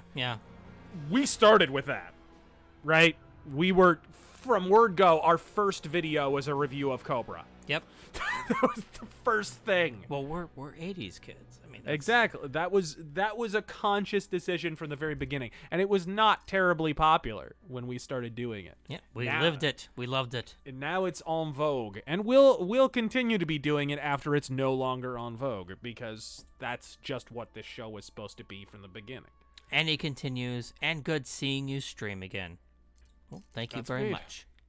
I mean, I'm going to quit out here, and then I'm going to start again. Make sure that it's picking up the footage. Of course. I just want to see if we can stabilize the frame rate. Letting me loose? Nobody messes with Adam Wee says, will wrestling ever reach the heights it did in the 80s and late 90s again? Is it too soon to assume Trump's re-election in 2020 is guaranteed? Oh, that's just I mean, my God. I mean... Okay, well, the first question, I don't think so. I don't think it's likely. Because you would either have to have someone come along who has a huge vested interest in reviving wrestling for personal reasons solely, because financially it's not terribly viable. So you just have to have somebody with deep pockets come along and challenge Vince McMahon, which would turn Vince McMahon more competitive and would get more of a back and forth going, and some if history has shown us anything in the world of wrestling, it's that Vince McMahon runs faster when someone's chasing him. He doesn't give a fuck otherwise. He's kind of lazy that way and complacent. He definitely slips into a comfort zone, and he's been in that comfort zone since about 2002. So actually a little before that even, maybe even 2000. But, you know, so I don't see that happening unless Daddy Warbucks comes along, and really that would almost be an act of charity. I don't see why anyone would do that. You know, and people are saying, oh, look at the All-In event with Cody Rhodes. Yeah, Cody Rhodes held one show. Yeah, that'll save wrestling. One show that sold moderately well in a medium-sized arena. Okay, whatever. Like, I think it's cool. I'd like to see more of it, but I don't see it leading to a massive competitor to WWE. I hope I'm wrong, but you know, it doesn't seem like a logical assumption to make. The second question was what? Trump's guaranteed re-election. Oh, Trump's guaranteed re-election. We don't tend to vote out incumbents, so I think there's a caveat here. If he doesn't get the wall built, or at least a commitment to build the wall before the end of his first term, then I think he's in trouble. I legitimately think he's in real trouble. Or, of course, the caveat of massive voter fraud. That's also a possibility. Yeah, they could go over the edge and I've said cross since the the beginning. line. I've said since the beginning, I think Hillary committed massive voter fraud, and that's one of the reasons she didn't challenge the election result. There was some talk she might challenge the election result, but then she immediately conceded. She didn't make one issue. She just faded off into the distance for about 5 minutes until she opened her fucking cavernous yap. But, and do you remember? I think the reason she went away so fast was because she didn't want anyone looking too close into some of the irregularities. You remember, like, right after he won, he said, we should actually look at the vote, and people were like, no, don't do that. That's Don't do okay. that. It's fine. You won. They did, by the way. Jill Stein, she spearheaded that big fucking recall moment. And then they started finding some dirt. They and then did. She went back on it. They found thousands of false votes in was it Wisconsin? Oh fuck, I don't remember. The overwhelming plurality of which were for Democrats, and then that story kind of went away. That story just sort of went away. There was fraud on both sides, but overwhelmingly it was for the Democrats. It was for Hillary. It's crazy how the fucking... I know I'm going off on a tangent. And that was just one state. But it's funny how you never hear about anything. I mean, how the media has been just controlled lately. Oh, yeah. Like the fucking 40 people running for office in Mexico just assassinated. Oh. And you don't hear about that Oh, shit? yeah. No, What was that, last year? Dude, assassinations. I mean, when I went to Mexico the first time, they had cartel violence in the streets. Yeah. When I went back the second time, just 4 or 5 years later, the police chief of Tijuana, the cartels, the Zetas, had put out a hit on him, and they had just successfully carried out the hit. Oh, Jesus. They recently arrested the entire police force of a Mexican city. Yeah, that's how bad it is. It's so bad. Make America I Mexico advise again. taking only Hashtag. the provisions you need. It's not even about that. It's not Yeah. even about forestalling us turning into Mexico. It's really, by allowing unchecked illegal immigration, we've created that, or at least contributed in a large way to that situation. Something in to Mexico. inhibit bleeding, perhaps? Okay.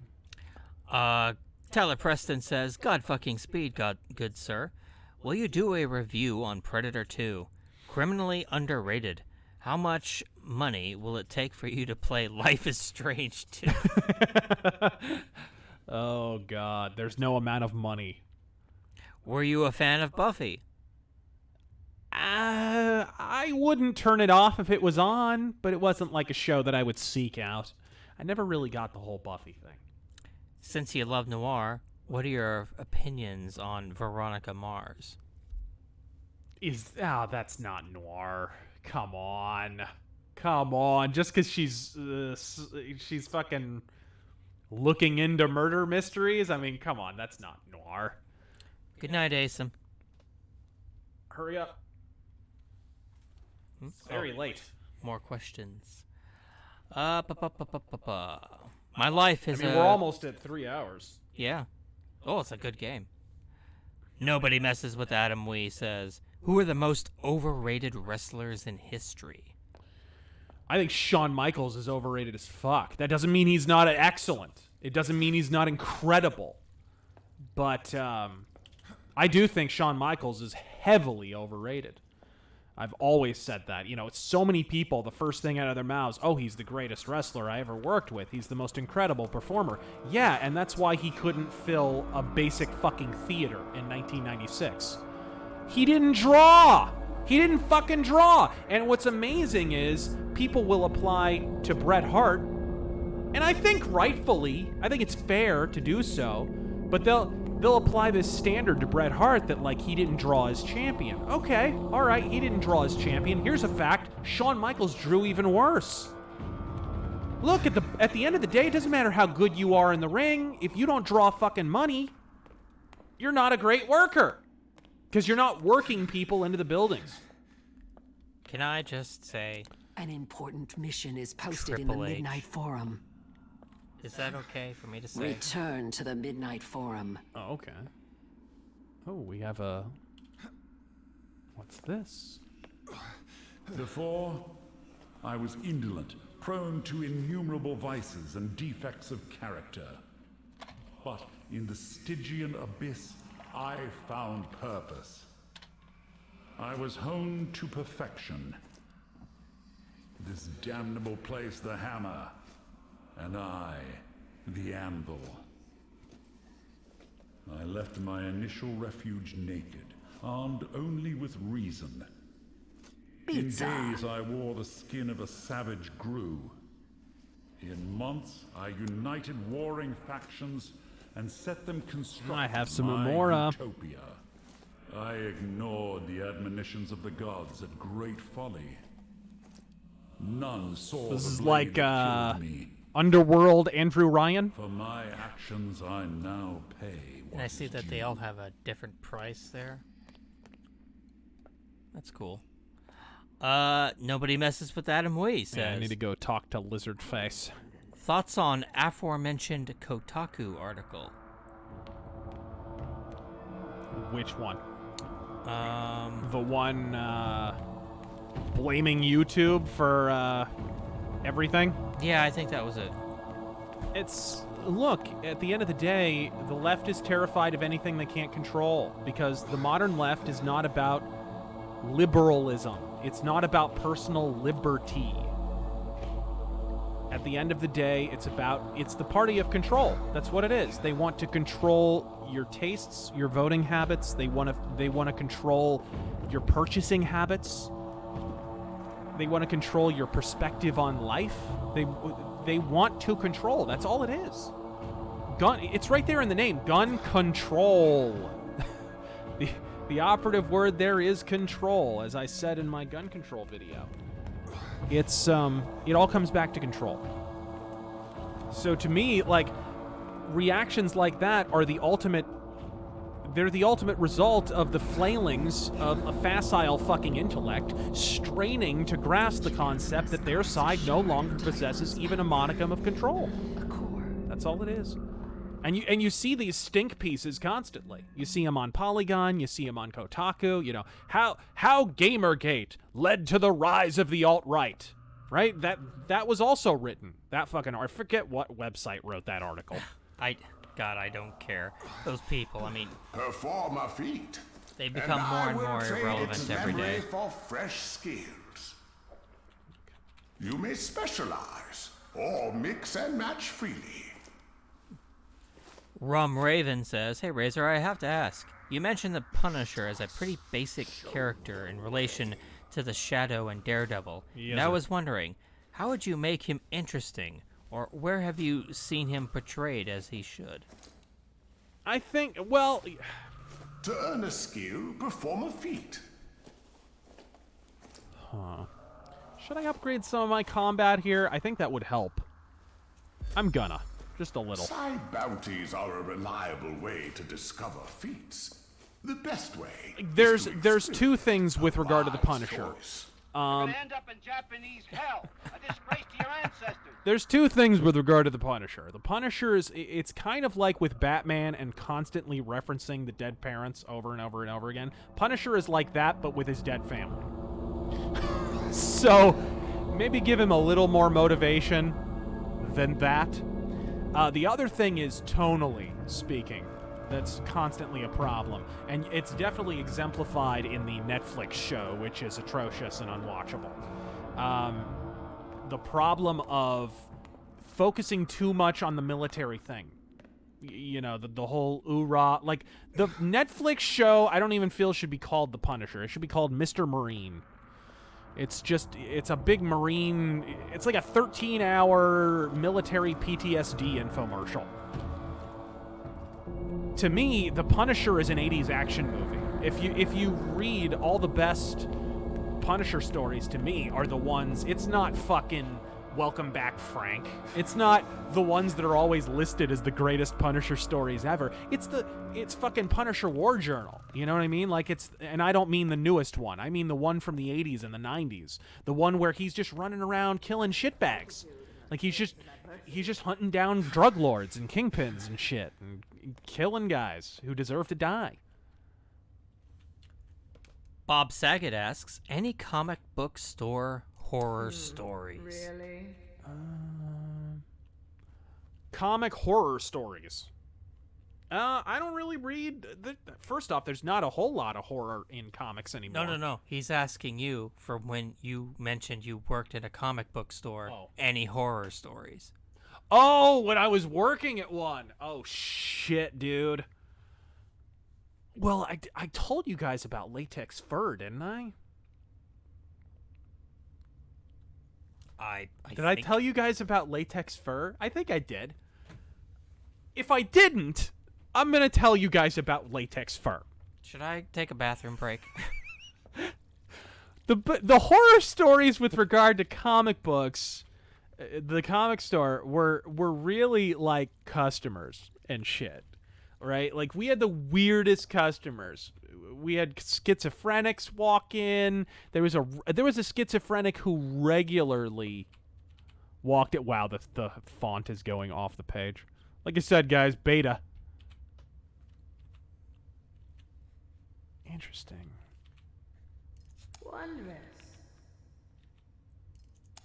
Whatever. Anyways, so the reason we called this guy Latex Fur, he was a total nut job, and he would come in with his buddy, and creepily enough, his buddy was like this skinny dude, and he'd like be wearing like bondage collars and stuff. It was very weird. He would always walk in with this dude, and you thought there was something creepy and vaguely sexual going on. And Latex Fur was a big fat guy with an afro, by the way. Big, short, fat guy. And he was always hatching some scheme. He was deeply schizophrenic. And he was always hatching some scheme. He'd always have some plan that he was going to do. It'd be I will set fire to this. It'd be like, I'm gonna... I remember one time we were outside a mall, and there was an empty store space where a Macy's had been. And he walked in one day and said, I'm gonna buy that store space. Mind you, this guy's got like holes in his t-shirt. Like he's... He'd clearly walk there. He smelled like intense butt fucking BO. And he's like, oh yeah, I'm gonna buy that Macy's. I'm gonna build a club there. It's gonna be like a 2-story club with pole dancers. I'm like, really? In a mall? Okay, dude.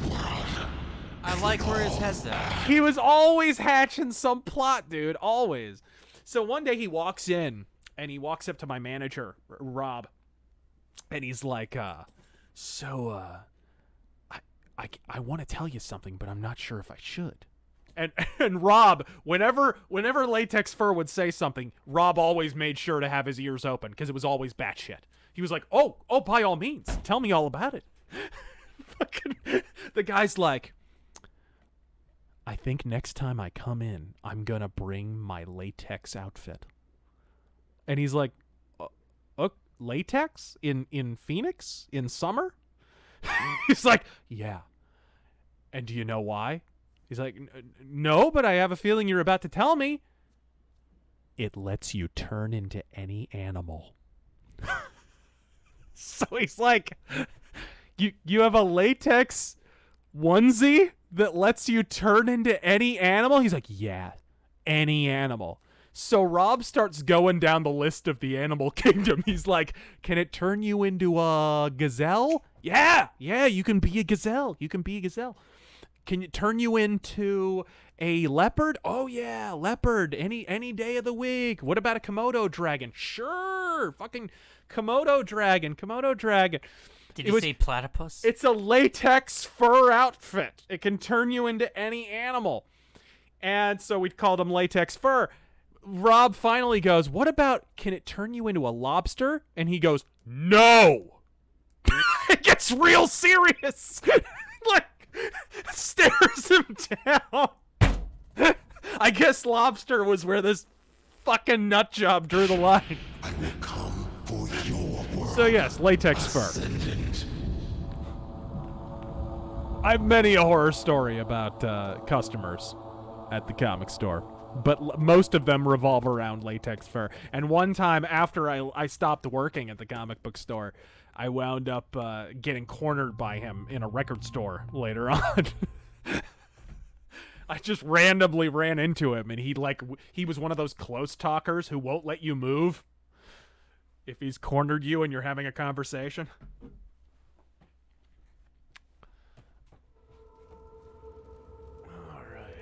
Jojo Pistachio says, when are you going on Doug Tenapel's channel, big guy? We have it scheduled for tomorrow. Ooh. So. Rum Raven says, not sure if my previous donation appeared with my message. Hey, Razor, have you mentioned before how... yeah, no, we already got it. You didn't have to donate again, man, but we appreciate it. David NS84 says, Man in the High Castle Season 3 is pretty good, but the LGBT characters stick out like a sore thumb. Oh, really? In the fucking 1960s? Yeah. Under Nazi rule? Do they really? Especially the lesbian subplot that, as far as I can see, has no connection to any of the main characters or any relevance to the plot. Yeah, that tends to be the case. Tends to be how it works.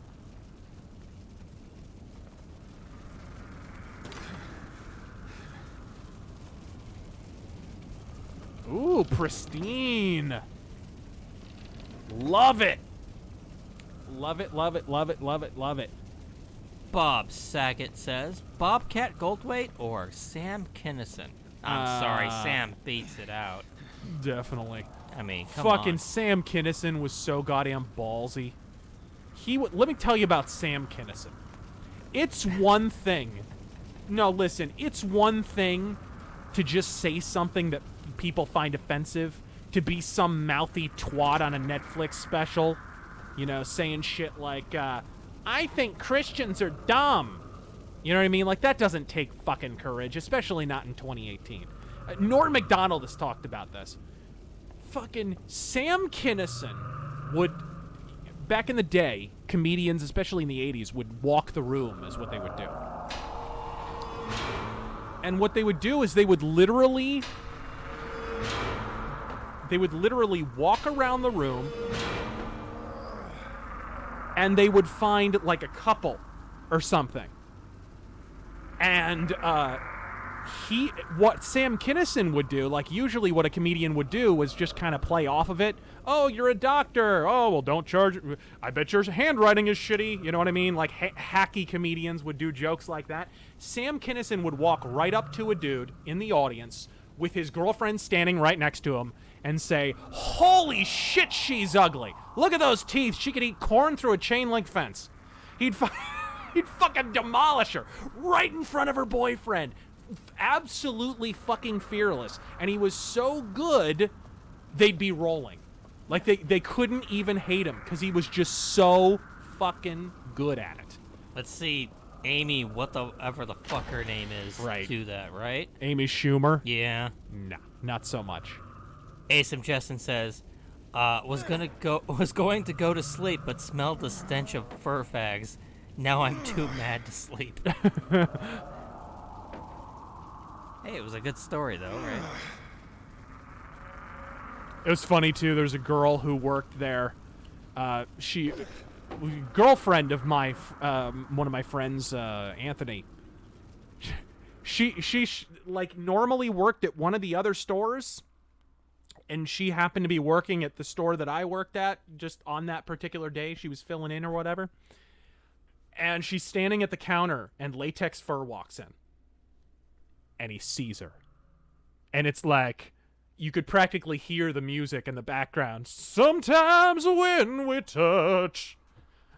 Like, it was just, like, it was an 80s love ballad all of a sudden. And Latex Fur is, like, mesmerized. And he's, like, staring at her the whole time. And you can practically hear him breathing through his mouth. So anyways, he goes away. And for whatever reason, she winds up working there later that week. And so Latex Fur comes back in again. But this time, Latex Fur has an acoustic guitar. Latex Fur walks up to her. Oh, God. And he proceeds to serenade her. And that's not even the best part. It's not even that Latex Fur is serenading the girl. He literally starts singing. And he sings like Kurt Cobain. That's the best. That's the best part. He's like Eddie Vedder, Kurt Cobain. He's doing like the Yarling thing. He's like, herba, haba, herba, herba, herba. Like, it's, oh my God, it was incredible. It was blindingly amazing. He only gets points if it was like a Metallica song. No. He had written this song, supposedly. He probably stole it from REO Speedwagon or something. But anyways, we need to wrap this fucking stream up. Ovid says, Razor, I recently went back and replayed some of my favorite PS2 games, the Sly Cooper trilogy. I have never heard you talk about the PS2 platformers, Sly, Ratchet, Jack. Your thoughts? I haven't played enough of them, like, extensively enough to really, like, say. I don't feel qualified, honestly. I haven't played enough of them. Fake Animator says, you and the chat, is fascism the answer? What? The answer for what's the question? Hashtag Vichy France was a good idea. Oh my God. Gaku. That's not true because Vichy France banned film noir. So fuck that shit. Gaku says that's why, by the way, that's where the name film noir came from. After Vichy France was liberated, all the American film noir that France had not received during the war, during Nazi occupation, suddenly flooded into the country. They weren't called film noir before that. And suddenly all these movies show up, and they had a series of pulp stories that were basically ripped off from American pulp fiction called the série noire. And the série noire was just like, it was all similar tonally to film noir. So they just called it film noir. And that's where the name came from. So even though it's an American genre, the French came up with the name.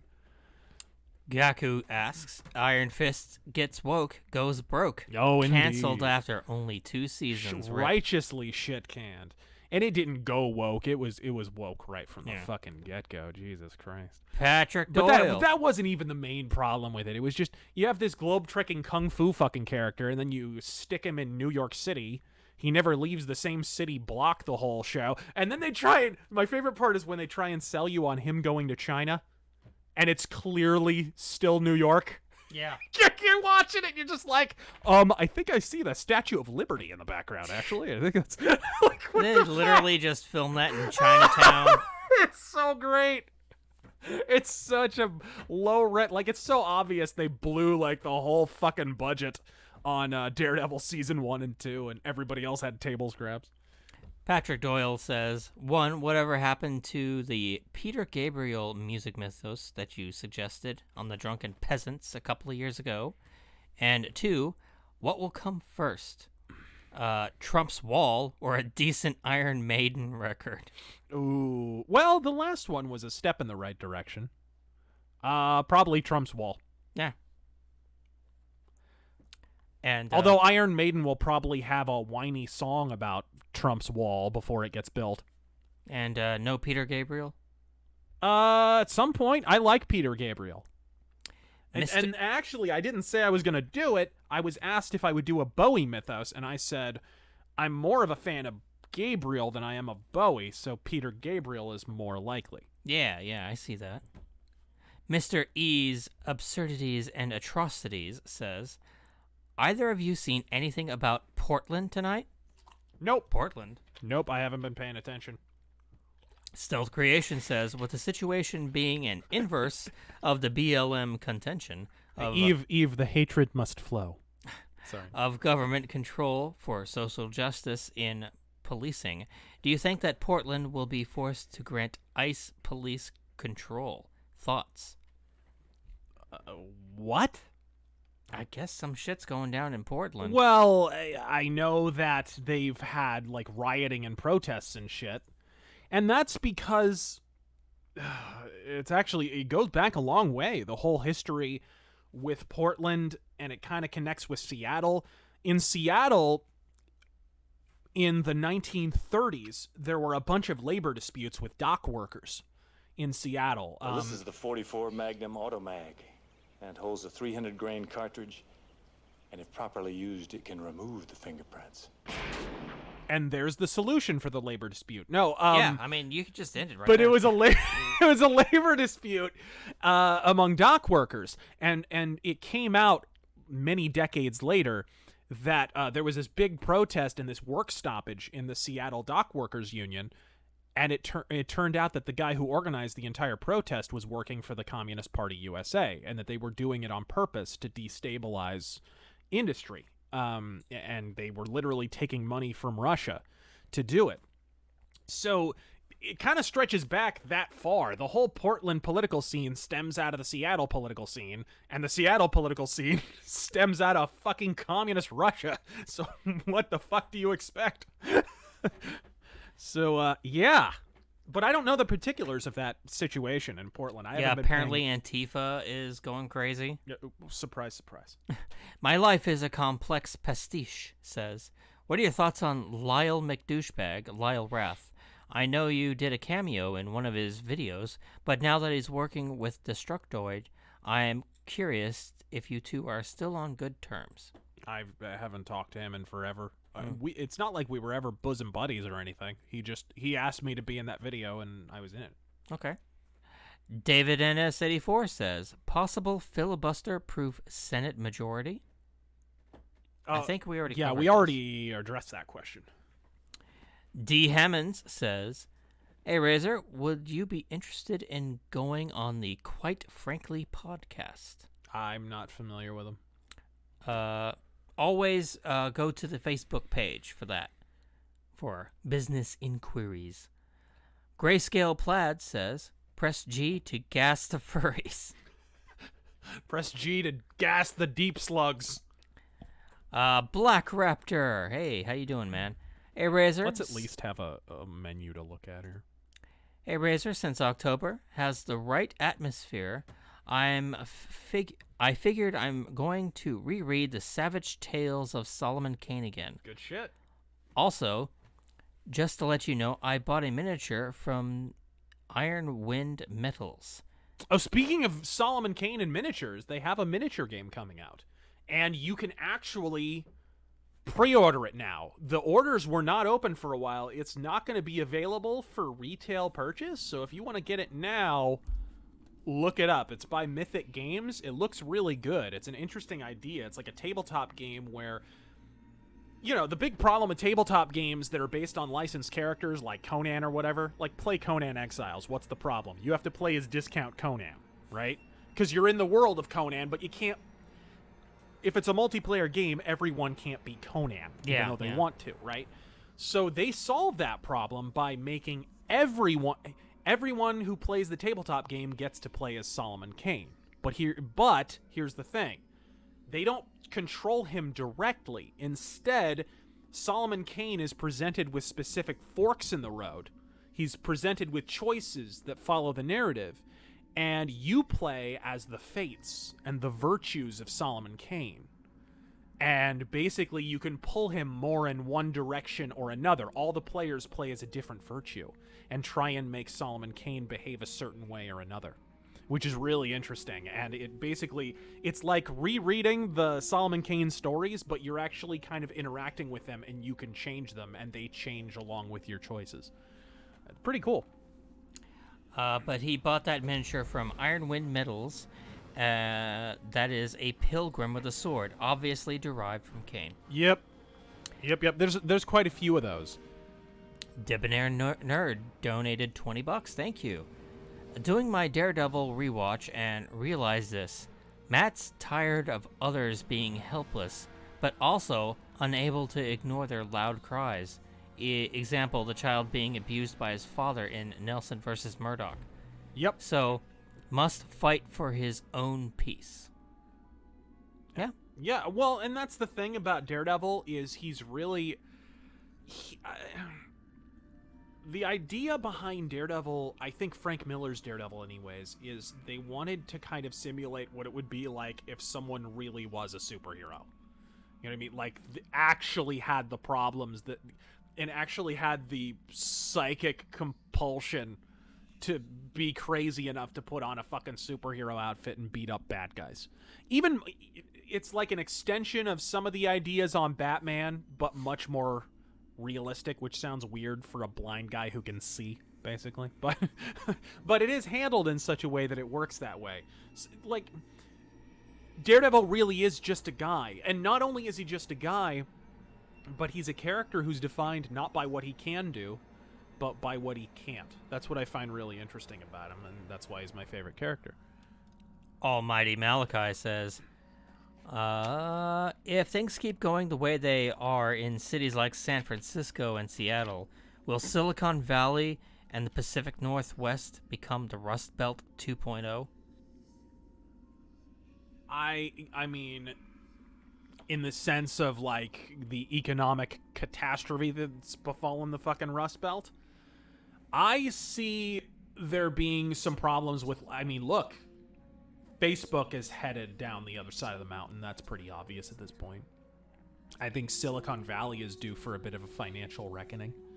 That's not going to be good for the country, by the way. That'll probably lead to a bit of an economic catastrophe on our end that we'll have to recover from. But, you know, interest rates have been so artificially reduced for so long, there has to be a reversal at some point. Anyways, but... Jake Wilson says, hey, just found your channel. Was wondering if you have heard of Convention of States Project, and if so, what are your thoughts? I haven't. I think I've heard the name, though. It does sound familiar. But hey, welcome. Blue Satoshi says, in other words, Twitch plays Solomon Kane. What? I don't know. I'm not even going to attempt to pronounce that. So this guy just says, do you live in Arizona because you're into gilfs? Well, I mean, there are a lot of old people out here. No, that's Sun City. That's not Phoenix. True. Sun City is way the fuck outside of town. Mr. E's Absurdities and Atrocities says, Rageaholic Cinema, Return of the Living Dead? I'm not... Maybe, at some point. We got a few other movies to get to before that, though. And that, sir, is all she wrote. Are you sure? You're more than welcome to check the YouTube version. I'm gonna check it. I think you got them all, but... Yeah, I'm looking through, and I don't see a whole lot. Yeah, I think we're good. Oh, there's another one. Wes Lindstrom says a Daredevil game should run on the Doom 3 engine. No. And fuck off. Although, what is it? Fucking the Dark Mod runs off the Doom 3 engine. And that seemed to work out okay. All right, ladies and gentlemen, thank you for joining us here on this Underworld Ascendant beta stream, which I can't wait to play more of this shit.